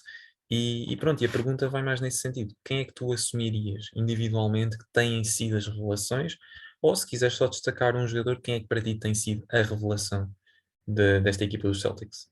Eu acho que vou pegar mesmo no Grant Williams, porque também já falei tudo o resto, quer dizer, menos de relevante. Quer dizer, agora a partir do banco a rotação que temos é o Pritchard, é o Daniel Tice. O Pritchard, apesar de tudo, está a fazer uma época de sophomore um bocado despercebida, tem os seus momentos aqui e ali. É o Derek White, e eu acho que o Grant Williams tem sido, lá está, teve uma evolução fantástica. Era um jogador que já se notava que tinha pelo menos muito empenho e que era muito dedicado àquilo que fazia e que podia oferecer muito. Era um jogador que encaixava muito naquela filosofia que o Marcus E Smart muito, tem, por e exemplo. muito inteligente, deixa-me dizer. Muito inteligente, sim, sem dúvida alguma. Um jogador que não desiste, e isso é sempre importante. Um jogador de hustle que se entrega de corpo e alma à equipa. E isso para mim, e ele é um jogador muito gozado, para mim um jogador que se entrega assim dessa forma já é uma mais-valia, nem que seja no balneário, pela sua atitude, pelo que traz, já é uma mais-valia. E a realidade é que no ano passado ele acabou por não ser uma peça muito importante, lá está, acabou por ser motivo de chacota por muita parte dos adeptos dos Celtics e de outros adeptos da NBA, mas está-se a tornar um jogador que pode ser muito interessante, não só para os Celtics, mas no futuro. Eu vejo como um jogador que pode ser um bocadinho. Epá, eu comparo se calhar, por exemplo, a um PJ Tucker, que neste momento não está ao mesmo nível do que o PJ Tucker já teve defensivamente, nem tão constante na linha de 3 pontos. Nós estamos a falar de um 3&D guy, é algo diferente. É um jogador que sabe perceber o que é que a equipa precisa e naquela momento específica, que pode tentar dar o seu máximo daquilo que pode, não é? Porque, quer dizer, estamos a olhar para o Grant Williams. O Grant Williams é um jogador que no seu melhor, talvez, consiga ser um sétimo homem na rotação, aqui e ali começar num ou outro jogo, e ainda assim ser interessante, pelo menos nestes Celtics, lá está-se na ausência da Horford, é um jogador interessante para ter num ciclo inicial, um jogador que, como tu disseste bem, cada vez mais fiável numa linha de 3 pontos, e um jogador que não compromete defensivamente, ainda que não seja o jogador mais rápido, é um jogador inteligente, que sabe ler bem o jogo, lá está, tanto defensivamente como ofensivamente, sabe posicionar-se bem, e é por isso também que ele tem conseguido tão bem melhorar essa capacidade de lançamento exterior. Quer dizer, temos o visto quase sempre descoberto. É claro que não é um jogador que arrasta e que coloca muita preocupação nos defensores, mas é um jogador que consegue descobrir esse espaço, e é um jogador que também não tem medo de assumir, e isso faz-me lembrar um bocadinho do Aaron Baines, certamente relembras. Um jogador que não tem medo da sua tarefa defensiva, por mais que isso o possa humilhar. Ele vai se entregar, vai dar o seu melhor nesse aspecto. E é um jogador que se tem mostrado realmente surpresa, sem dúvida. Um jogador que é fiável neste momento. Podemos contar com o Grant Williams, metê-lo num quarto período. Não vai comprometer como comprometeu no ano passado. Vai Também está mais experiente nessas Sim, também, questões. também, também. Mas é essencialmente isso. O facto de não comprometer já é uma mais-valia. E de poder dar essa possibilidade de já ser uma ameaça na Liga de 3 pontos, e isso também permite que abras um bocadinho mais o espaço para os outros, porque já vais ter ali o Sim. defensor um bocadinho mais atento ao Grant Williams. E, lá está, e também defensivamente, acho que é um jogador que apesar de tudo, assume aquilo que tem que fazer, que é defender o defensor que lhe couber, seja ele do perímetro ou do garrafão, ele fará o seu melhor. E tenho visto várias vezes ele a conseguir manter-se mesmo com jogadores mais rápidos de perímetro, a conseguir manter-se, a não ser que não era no ano passado, e também era muito parte disso, que partia algum do gozo, que era muito fácil passar por ele, quer dizer, dois dribles e ele ficava ali meio perdido, e agora Sim. já se nota um bocadinho ali um melhor jogo de pés, de poder manter-se também melhor com um jogador de perímetro, que não sendo um jogador de grande estatura, fica ali um bocado, num limbo um bocado agridoce, não é? Quem é que ele vai defender? Se vai defender um homem mais alto ou um homem que esteja mais cá fora. Mas acho que é um jogador que pode desenvolver-se. Acho que essa é até uma comparação engraçada. Um jogador do género do PJ Tucker, que numa equipa até que queira mais alguma coisa, pode ser ali um sétimo, oitavo homem que traga muito valor e que num jogo de playoff poderá fazer, não diga a diferença, mas poderá também ter ali um momento de explosão. Pá, num terceiro período fazer uns 10 pontos que pode dar. Pode ser muito importante para a tua equipa manter-se mais perto da outra ou de descolar ali um bocadinho da outra e ganhar ali alguma vantagem. Acho que é um jogador que tem melhorado muito ofensivamente e defensivamente e que pode ser uma arma interessante para uma equipa como estes Celtics que querem algo mais. Sim, eu por acaso não tinha feito bem a comparação com. Não tinha visto ainda muito bem a comparação com o PJ Tucker, mas E não devo está lá, dizer. mas acho que pode transformar-se num jogador Pois, semelhante. pois Semelhante. eu diria. Pois eu acho que o Grant Williams ainda está assim num modo mais. Por isso, é um bocadinho melhor. Quer dizer, estar a compará-lo com o Maxi Kleber eu acho que é um bocado mau, mas faz-me. É um jogador que apesar de tudo também Tem traz muito pontos valor para os interessantes, Celtics, não é? exato. Sim, Sim, sim. sim, sim, mas não sei se a E comparação também é muito spot on, estás a ver? eu acho que é difícil compará-los. Eu acho que neste momento também não estou a ver Pois, assim um jogador, pá, um jogador um bocado único. sim, Mas pronto, eu acho que se pode desenvolver em algo semelhante ao que o PJ Tucker, e mais em termos do que ele pode oferecer e do momento em que ele teve, de ser sempre ali um jogador importante numa sétima, oitava posição e por vezes poder saltar do banco e não comprometer. Acho que é um jogador que nesse sentido, melhorando um bocadinho defensivamente, mantendo esta melhoria no lançamento exterior, acho que é uma comparação que pode ser interessante daqui a uns anos fazer. Veremos se ele realmente se transforma nisso. Quem sabe até se pode transformar em algo mais, não é? Quer dizer, alguém que sim. tem uma alcunha de Batman, só se pode esperar melhor. Exatamente. Basicamente, a última pergunta que queria fazer era perguntar-te se tu consideras os Celtics contenders ou pretenders, por assim dizer. Se tu achas que são candidatos ou que são favoritos a ser candidatos, por assim dizer. Eu detesto essa pergunta. Para qualquer equipe. Eu detesto essa pergunta. Porque eu acho que se assumir um lado vai acontecer o oposto e depois vou parecer muito mal. Né? Eu acho que neste momento há algum termo para o meio que eu acho que eles estão no meio. Eu acho que eles nem são pretenders. Eu acho que eles podem realmente chegar. Pá, eu vejo como possibilidade de eles chegarem a umas finais da conferência. Quem chega a umas finais da conferência acho que pode debater-se claramente. Por exemplo, os Clippers do ano passado, que sem o Kawhi Leonard acabaram por disputar aquela série com o Suns. O próprio Zox fizeram aquela caminhada incrível. Eu acho que é claro que há anos em que tens um 4-0, como por exemplo aqueles Warriors contra os Blazers há 3 ou 4 épocas, em que foi um arraso total, mas eu acho que olhando para o panorama que está no Oeste neste momento, eu acho que aquilo está tão equilibrado que eu não consigo olhar para estes Celtics e dizer seguramente que vão ser uma equipa que vai ser na primeira ronda ou numa segunda ronda, porque realmente tem, ainda que sem Robert Williams, e com a possibilidade de Robert Williams regressar numa segunda ronda, possibilidade de ganhar o Oeste. Mas também tem os Heat, também tem os Sixers, também tem os Bucks, também tem os Raptors neste momento, acho eu, pelo menos pela forma como estão a surgir. É tão equilibrado, quer dizer, estamos a falar de uns Raptors que estão a dois jogos dos Sixers. E eu neste momento se calhar tenho mais confiança nos Raptors. Se fosse uma série Raptors Sixers, não sei se não teria mais confiança nos Raptors. Neste momento os Sixers têm muitas dúvidas. Mas também não consigo colocar como contenders. Porquê? Porque olho para Suns e acho que são os claros favoritos a estar na final, no Oeste, no Oeste, isso é claro. Neste momento coloco como os grandes favoritos a vencer o anel. E depois olho também para os Bucks e lá está, é aquela parte histórica e é a equipa que eu coloco como maior possibilidade de sair do Oeste, aquela parte de terem sido campeões no ano passado, de ainda terem o melhor jogador do mundo, que é o Giannis.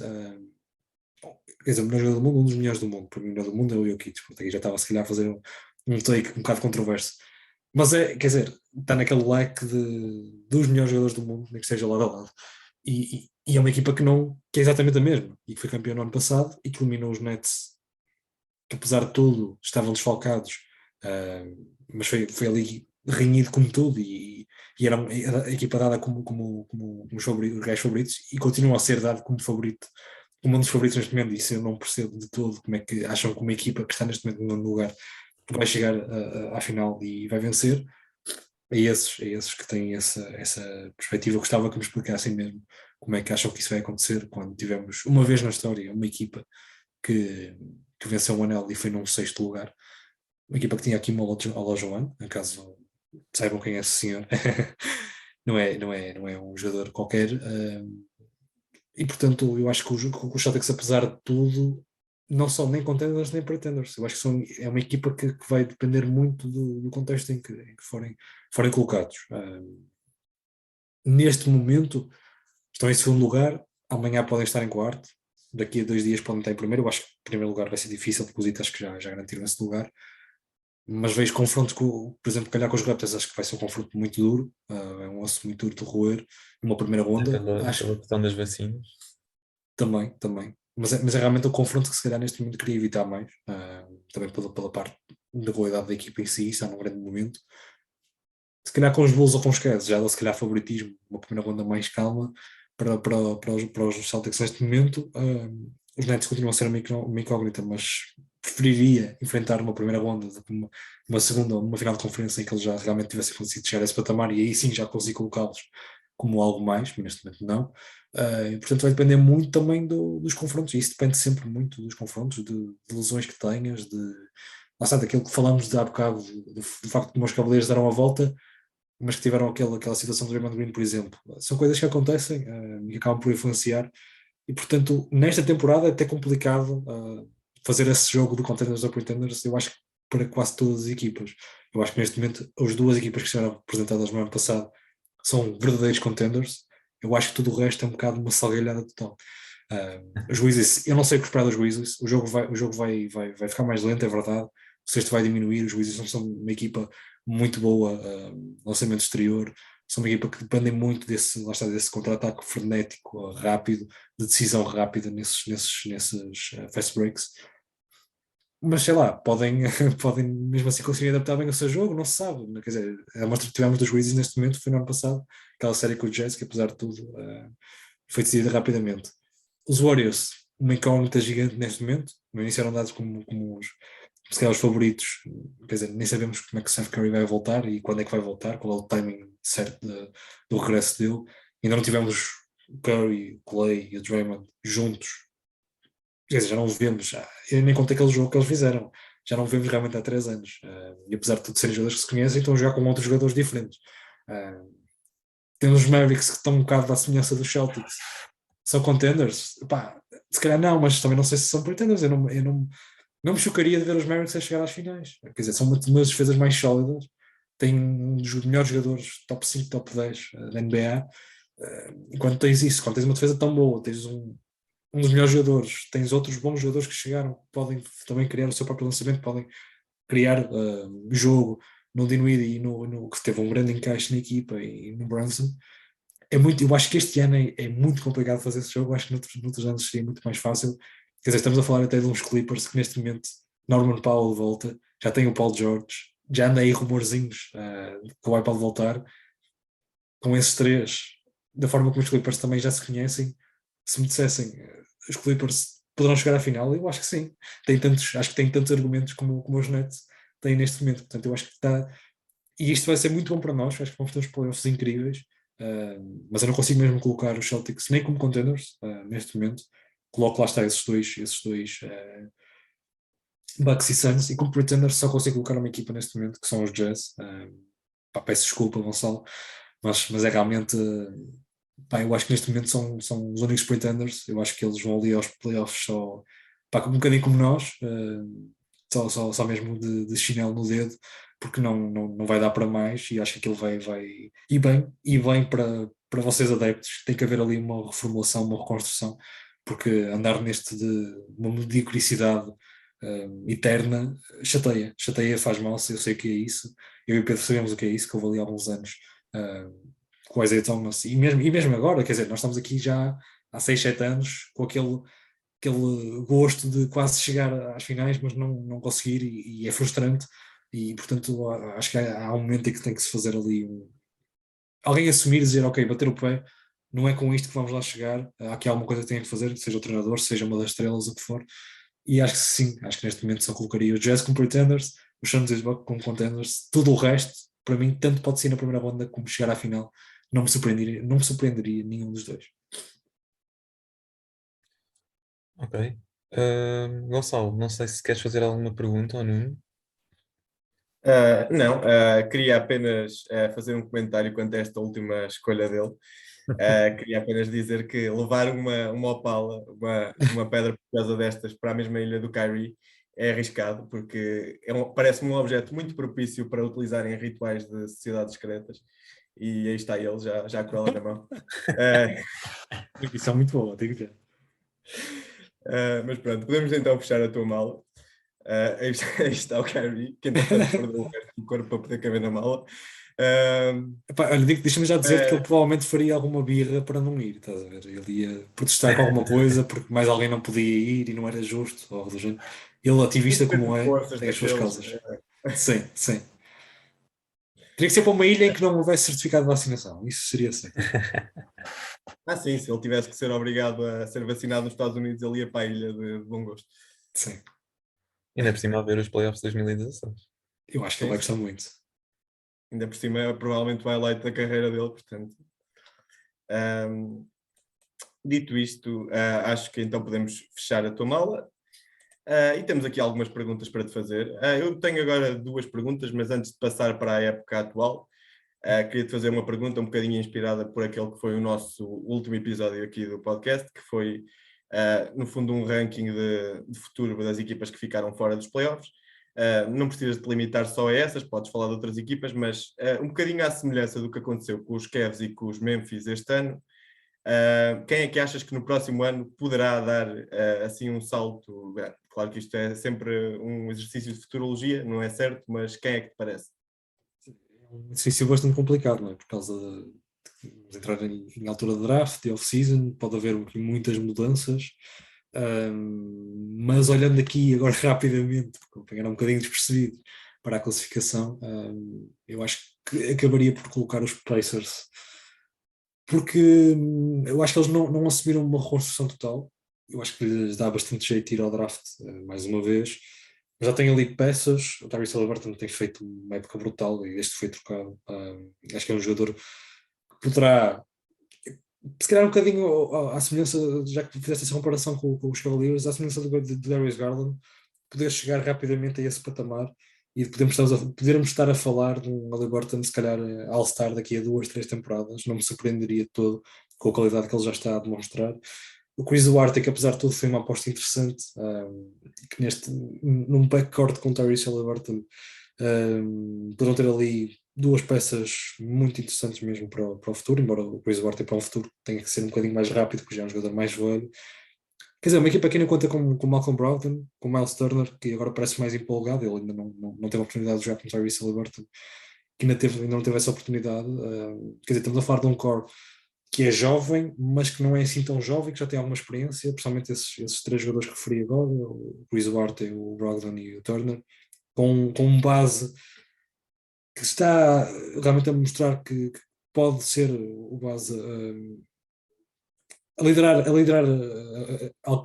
a matilha, digamos assim, a alcateia, o que for, e acho que tem ali peças também interessantes para eventualmente, depois de fazerem esse ataque ao draft, já sabemos que Indiana não será todo um mercado atrativo, tem ali peças que terão jeito, como o próprio Buddy Hield, que tem, apesar de tudo, feito também uma boa temporada nesta segunda metade com os Pacers.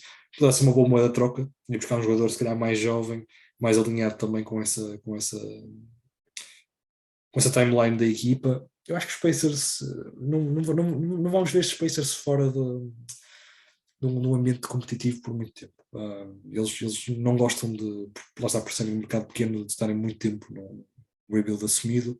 Acho que foi também com esse intuito que eles se mexeram. É verdade que se fizeram de Sabonis e Caris LeVert, mas o retorno que tiveram foi um retorno que, apesar de tudo, dá para atacar já não, mas para voltar ali aos playoffs, que é onde estamos habituados a ver os Pacers, e não me surpreenderia todo já na próxima época, com boas movimentações no off-season, podemos ter já com eles no play-in novamente, eventualmente nos playoffs. Sim, acho que é de facto uma escolha muito segura. Não me admirava nada ver estes Pacers a subir. Eu podia ir com os Blazers, não é? Por causa do Damian Lillard, mas acho que. Lá está, pegando naquele do core jovem, que falaste de semelhança aos Cavs, acho que seria os Pacers. Ok. Sendo assim, falando agora desta época, queria te perguntar se achaste que esta época foi das mais espetaculares, das que trouxe mais entusiasmo nos últimos anos, e como é que se compara com as últimas épocas da NBA, e o que é que te surpreendeu mais, quer em termos de jogadores ou equipas, ou seja, o que quiseres. Eu acho que a NBA está num patamar incrível nestes últimos anos.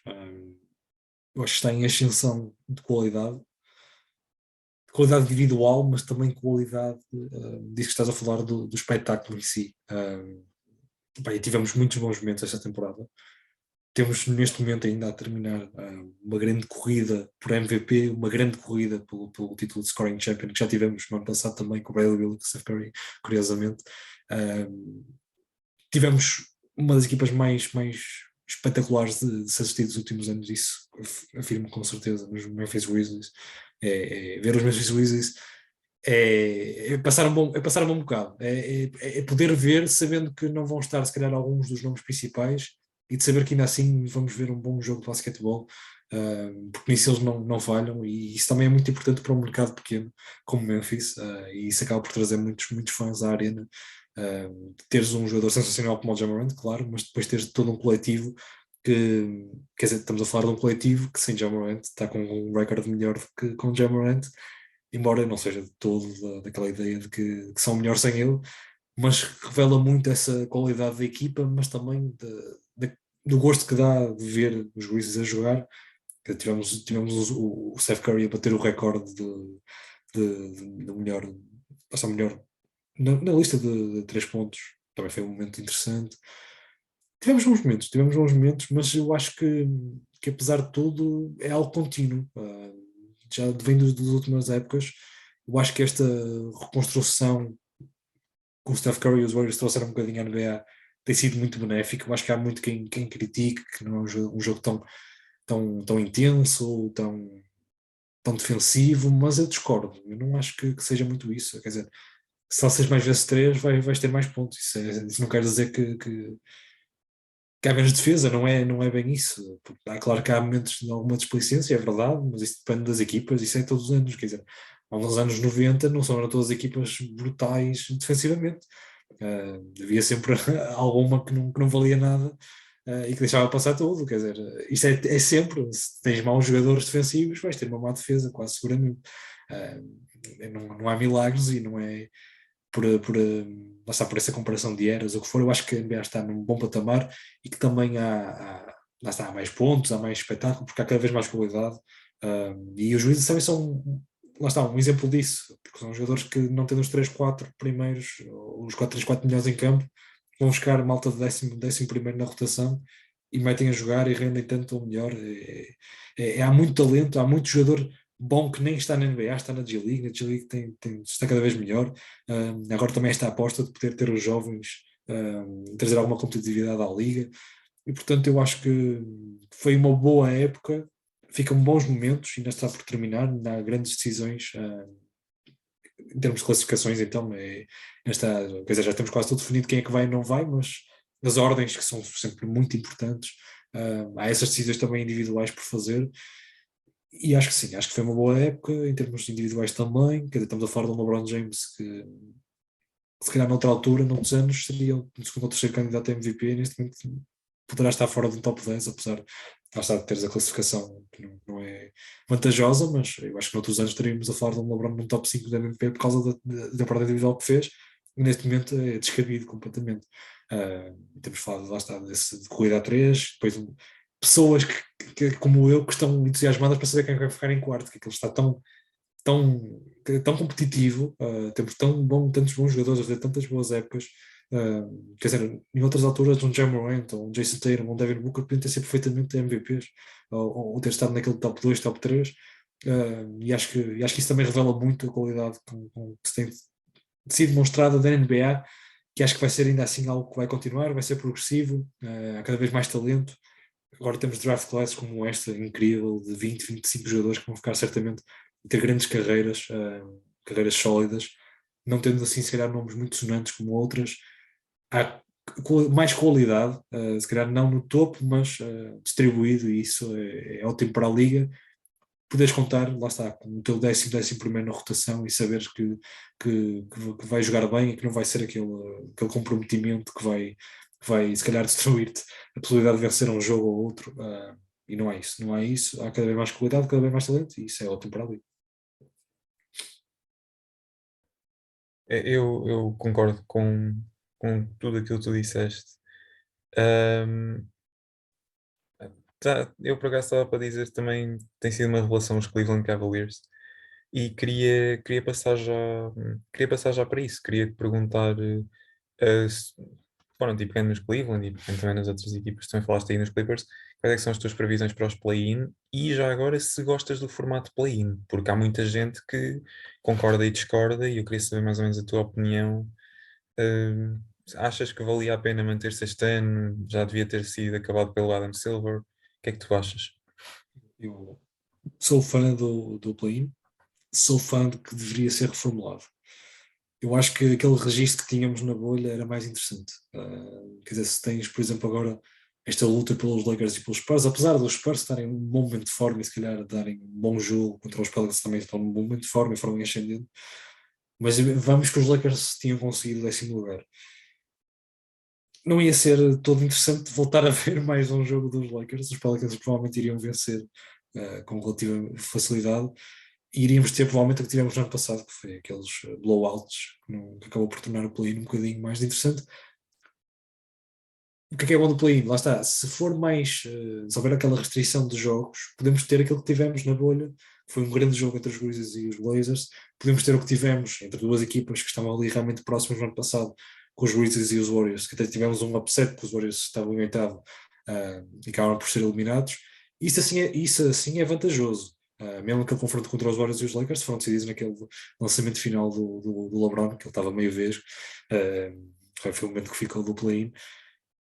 Agora, quando tens uma equipa que está 8, 9 jogos, estamos a falar de um Spurs que apesar de tudo estar em bom momento, estão, sei lá, 12, 13 jogos atrás dos Wolves, que estão a fazer a melhor temporada dos últimos anos, e haver a possibilidade dos Wolves não irem aos playoffs.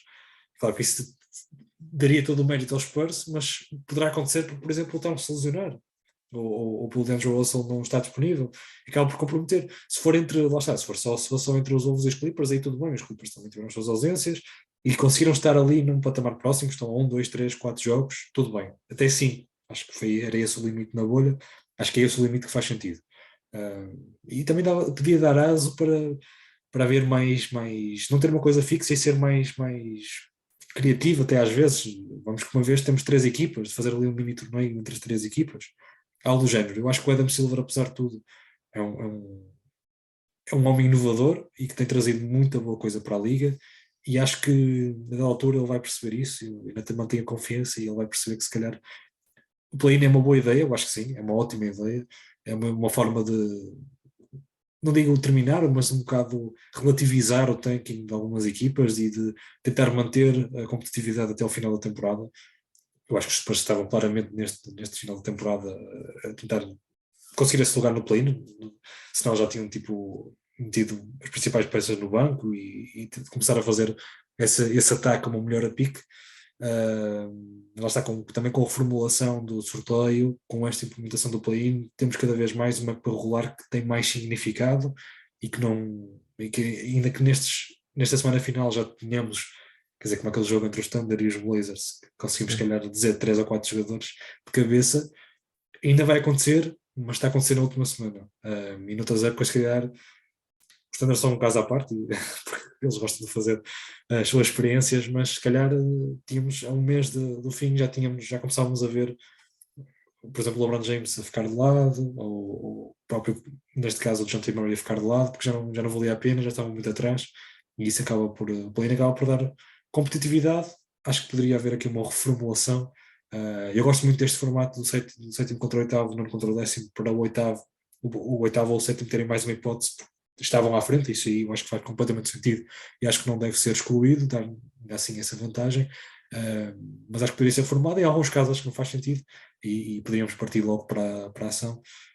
E portanto acho que, e caso disso é, por exemplo, no Oeste faz todo sentido temos ali aquelas 4 equipas coladíssimas. No Oeste acho que é um bocadinho redundante, apesar dos Pelicans e dos Spurs estarem no momento. Eu acho que Desculpa, Pedro, era só isso que eu ia dizer, é que realmente olhando para o Oeste, a situação dos Minnesota parece-me de facto bastante gritante e é algo injusto para a equipa ter agora que disputar um play-in. Portanto não sei se seria possível uma solução que tivesse em conta a diferença de vitórias entre as equipas que estão no play-in, não sei.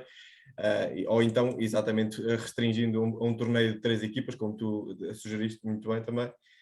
Mas lá está, acho que para evitar situações em que a diferença de vitórias de facto seja tão grande como este ano entre os. Mas eu acho que isso é possível, porque o primeiro formato foi assim, tinha essa nuance, tanto que os Wizards não acabaram por não disputarem o play-in contra os Magic na bolha, porque não ficaram a 5 jogos.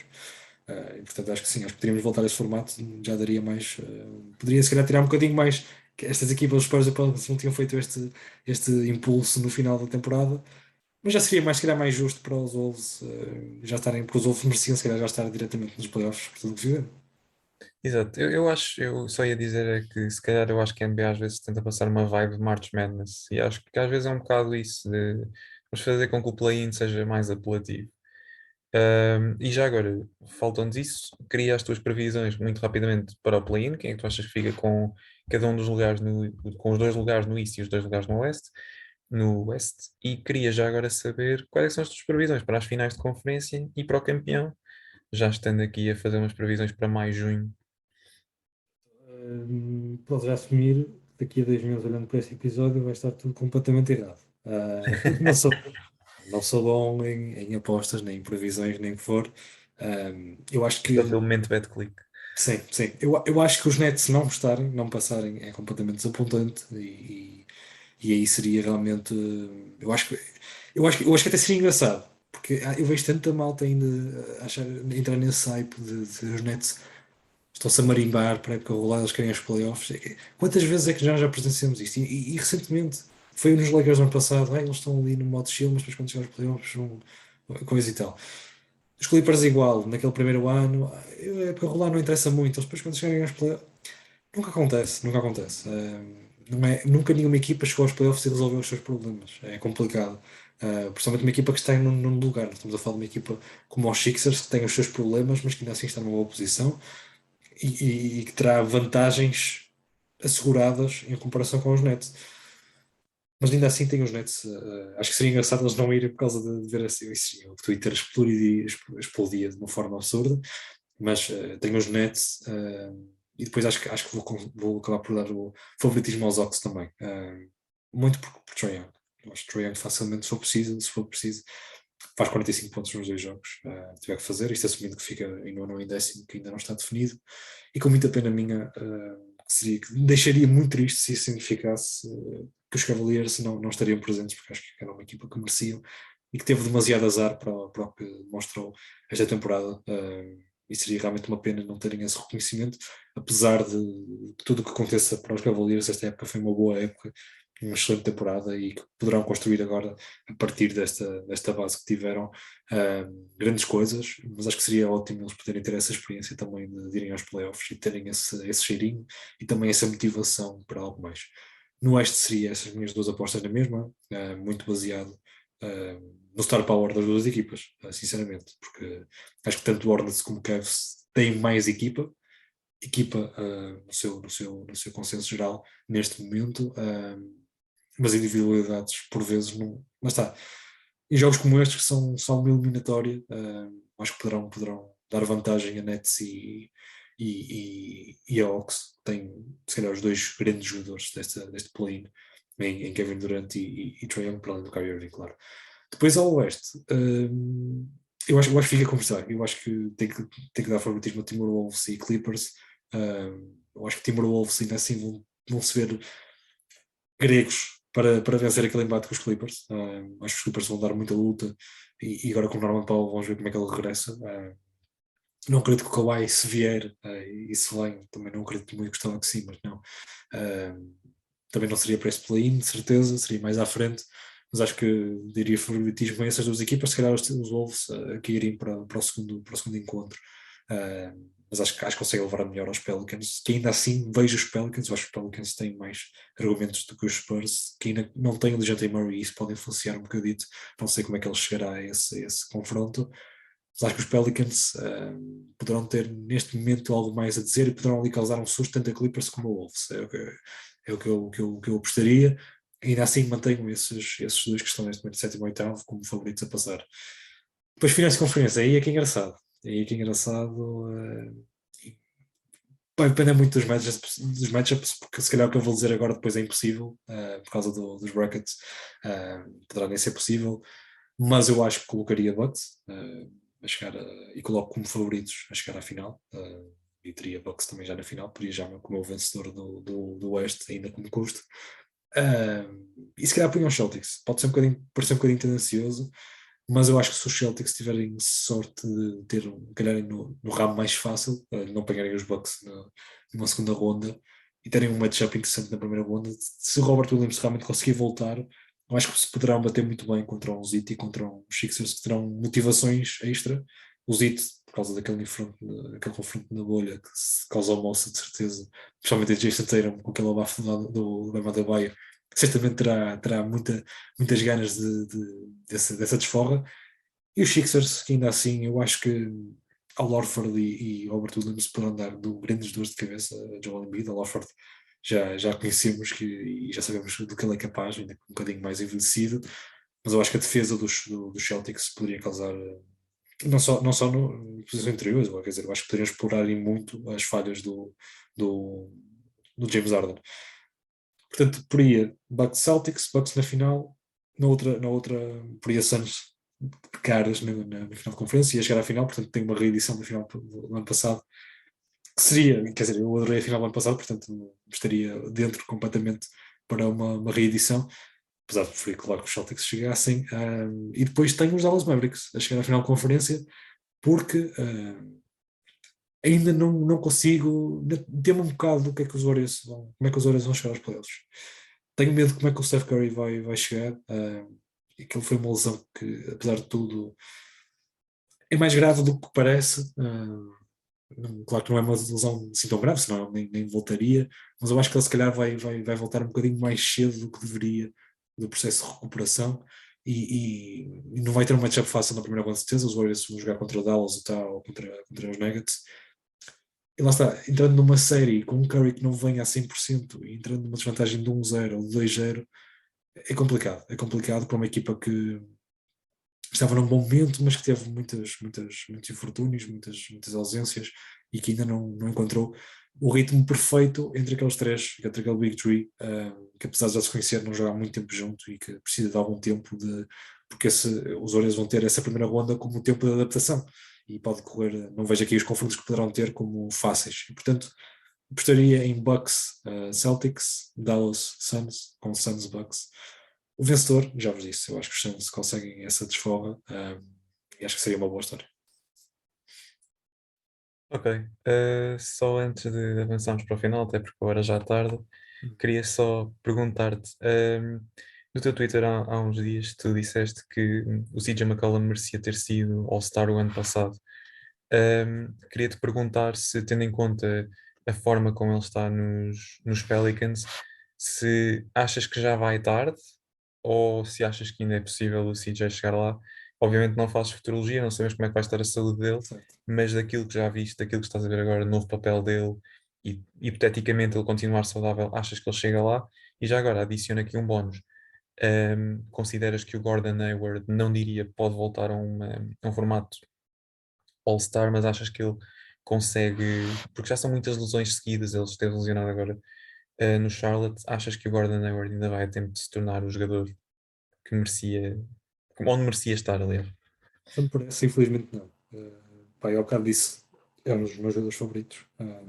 Sempre foi. Também foi um daqueles bons momentos quando vi que ele vinha para os Celtics. Essa off-season foi incrível para mim, que era dos dois dos meus jogadores favoritos nessa altura. Eu acho que não. Eu acho que ele agora, e ele já assumiu um bocado isso. É um jogador que é um role player, neste momento é um role player, infelizmente. Tem talento para mais, mas é um jogador que também que assume e sabe ouvir o seu corpo. Nota-se isso, ele conhece e sabe que não pode ser mais. Infelizmente é um jogador que fica marcado por isso. É um jogador que podia ter dado muito mais, mas é um jogador que ainda assim traz muito valor quando está dentro do campo. Infelizmente, no entanto, lá está aquela premissa também do melhor atributo ser realmente a disponibilidade, e o Gordon Hayward era isso que lhe faltava, porque é um jogador muito completo. Tornou-se também, eu acho que muito no Celtics, foi algo que ele ganhou também muito no Celtics, um bom distribuidor, um bom líder no ataque, apesar de tudo. Pode ser o jogador que traz a bola para a frente e que constrói. Acho que ele desenvolveu muito bem isso em Boston, porque Kyrie Irving, apesar de tudo, nunca foi um bom distribuidor.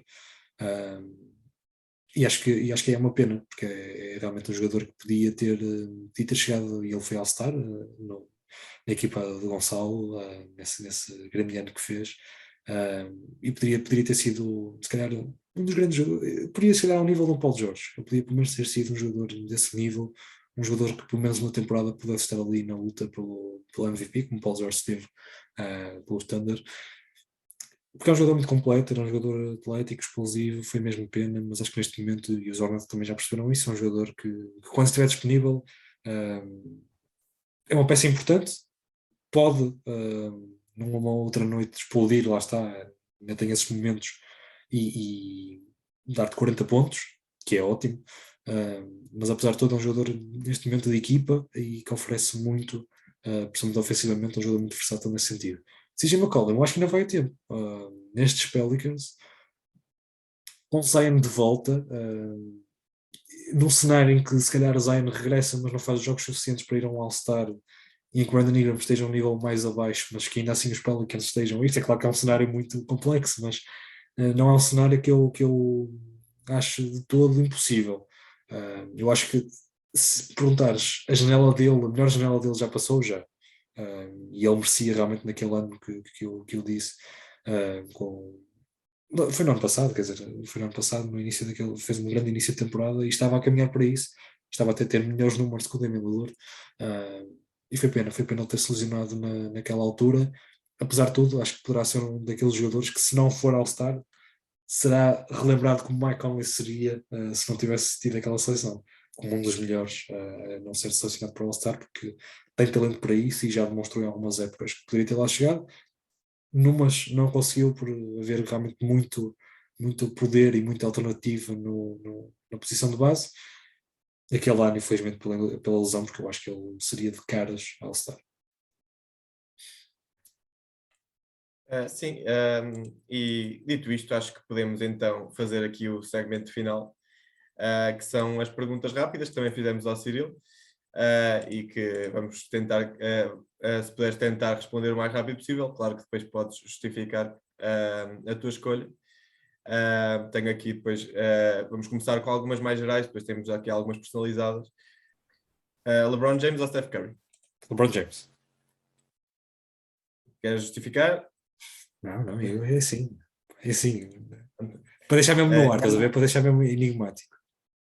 Pronto, quem quiser que lhe mande mensagem a perguntar. Ou que nos manda a nós e nós fazemos chegar a pergunta. Giannis ou KD? KD. Jokic ou Embiid? Jokic de caras. Essa, para mim, é insultuosa essa pergunta. Agora temos aqui uma tripla. Karl Anthony Towns, Rudy Gobert ou Bam Adebayo?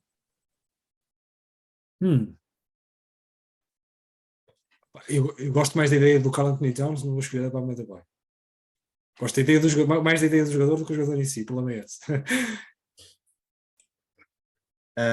Preferes um bom abafo ou um bom afundar-se? Epá, afundanços são bons, mas um bom abafo, eu acho que faz mais moça. Faz mais moça. Faz mais moça a quem abafas e depois dá um highlight, por exemplo, aquele do Giannis nas finais. Eu acho que é mais memorável, porque a afundância é mais. Um bom afundância é mais regular. Portanto, aqui uma pequena justificação. Ou o do LeBron nas finais de 2016? Sim, não, isso sim. Se fosse jogador, preferias ganhar um defensive player e ter a fama de seres o melhor jogador defensivo da liga naquele ano, mas nunca seres All-Star? Ou preferias ser All-Star, participar em todo aquele fim de semana de All-Star, mas nunca seres Defensive Player? Vou dizer que não a festa, não é? Não, tinha que ir. Pá, e a ideia de Defensive Player of the Year é boa, se calhar era melhor para o meu currículo, mas festa é festa. É All-Star com toda a espetacularidade, sim. Exatamente. Ja Morant ou Devin Booker? Devin Booker. Neste momento. Agora, esta aqui, Doc Rivers ou Nick Nurse?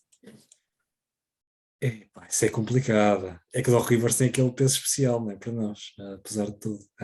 Mas vou ser imparcial, Nick Nurse. Kawhi Leonard ou Kyrie Irving? É Kyrie Irving, mas olha que não é assim tão. É que Kawhi também é um dos meus jogadores. Mas vou ter que ir com Kyrie, senão este episódio está a ficar inválido, não é? Quer dizer, estive aqui a falar do Kyrie. Não, tem que ser Kyrie.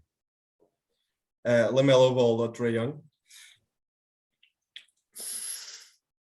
Esse silêncio é propositado, tem que ser tramado. Pá, neste momento, mantendo aquela premissa do Devin Booker, neste momento, o Trae Young.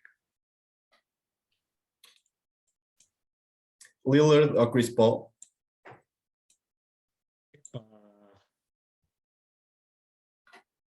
Essas são tão ceduras. Chris Paul, apesar de tudo, Chris Paul, sim. Mas no Lillard é aquela espectacularidade, não é? Aquele jogador. Mas Chris Paul, sim. Depois, voltando aos treinadores, Steve Kerr ou Eric Spoelstra? Eric Spoelstra. E agora, passando aqui um bocadinho também aos Celtics, Jason Tatum ou Luka Doncic? Mas não é assim tão claro. Eu acho que dizer Luka também é um bocado uma facada, não é? Mas qual é que terá o melhor futuro? Não tenho a certeza. Mas o Luka parece ter um teto maior, posso dizer isso. Mas é sincero. Acho que a diferença também não é muito. Não. Paul Pierce ou Kevin Garnett? Kevin Garnett. Sim. E já agora, Kevin Garnett ou Jason Tatum?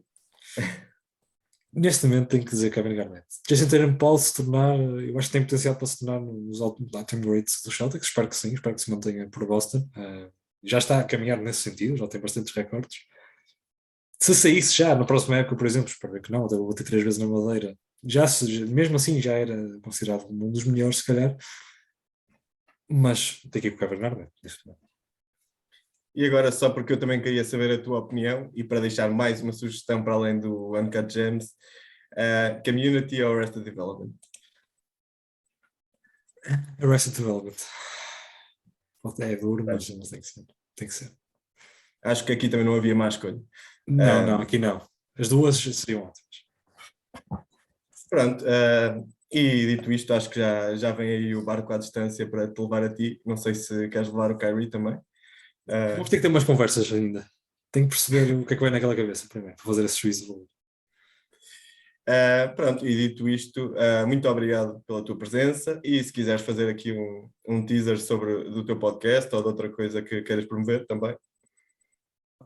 Agradecer primeiro de tudo a vocês pelo convite e por esta conversa incrível. É sempre bom falar de basquetebol e esta ligação entre a comunidade é sempre incrível e é sempre bom salvar isso também, nunca deixar isso percebido e portanto agradecer mais uma vez por esta oportunidade. E pronto, quanto ao nosso projeto no 3 pontos, está um bocadinho parado neste momento, mas vêm novidades em conjunto e portanto isso é que importa. Também deixar aqui à malta que vos ouve, não sei se já tinham feito ou não esse teaser, mas fica já aqui esse cheirinho de que vêm aí coisas boas em conjunto e isso é que é bom. E portanto acho que estamos todos ansiosos por essa oportunidade que teremos em breve. Agradecer mais uma vez esta que me deram aqui e acho que é isso. Obrigado mesmo. Pronto, e dito isto, agradecer a toda a gente que viu este episódio. Daqui a algum tempo agora, se calhar já só depois dos playoffs, voltaremos com mais um episódio do basquetebol na Ilha Deserta. Agradecer ao Nuno pela presença mais uma vez e até para a semana. Até para a semana. Ou até...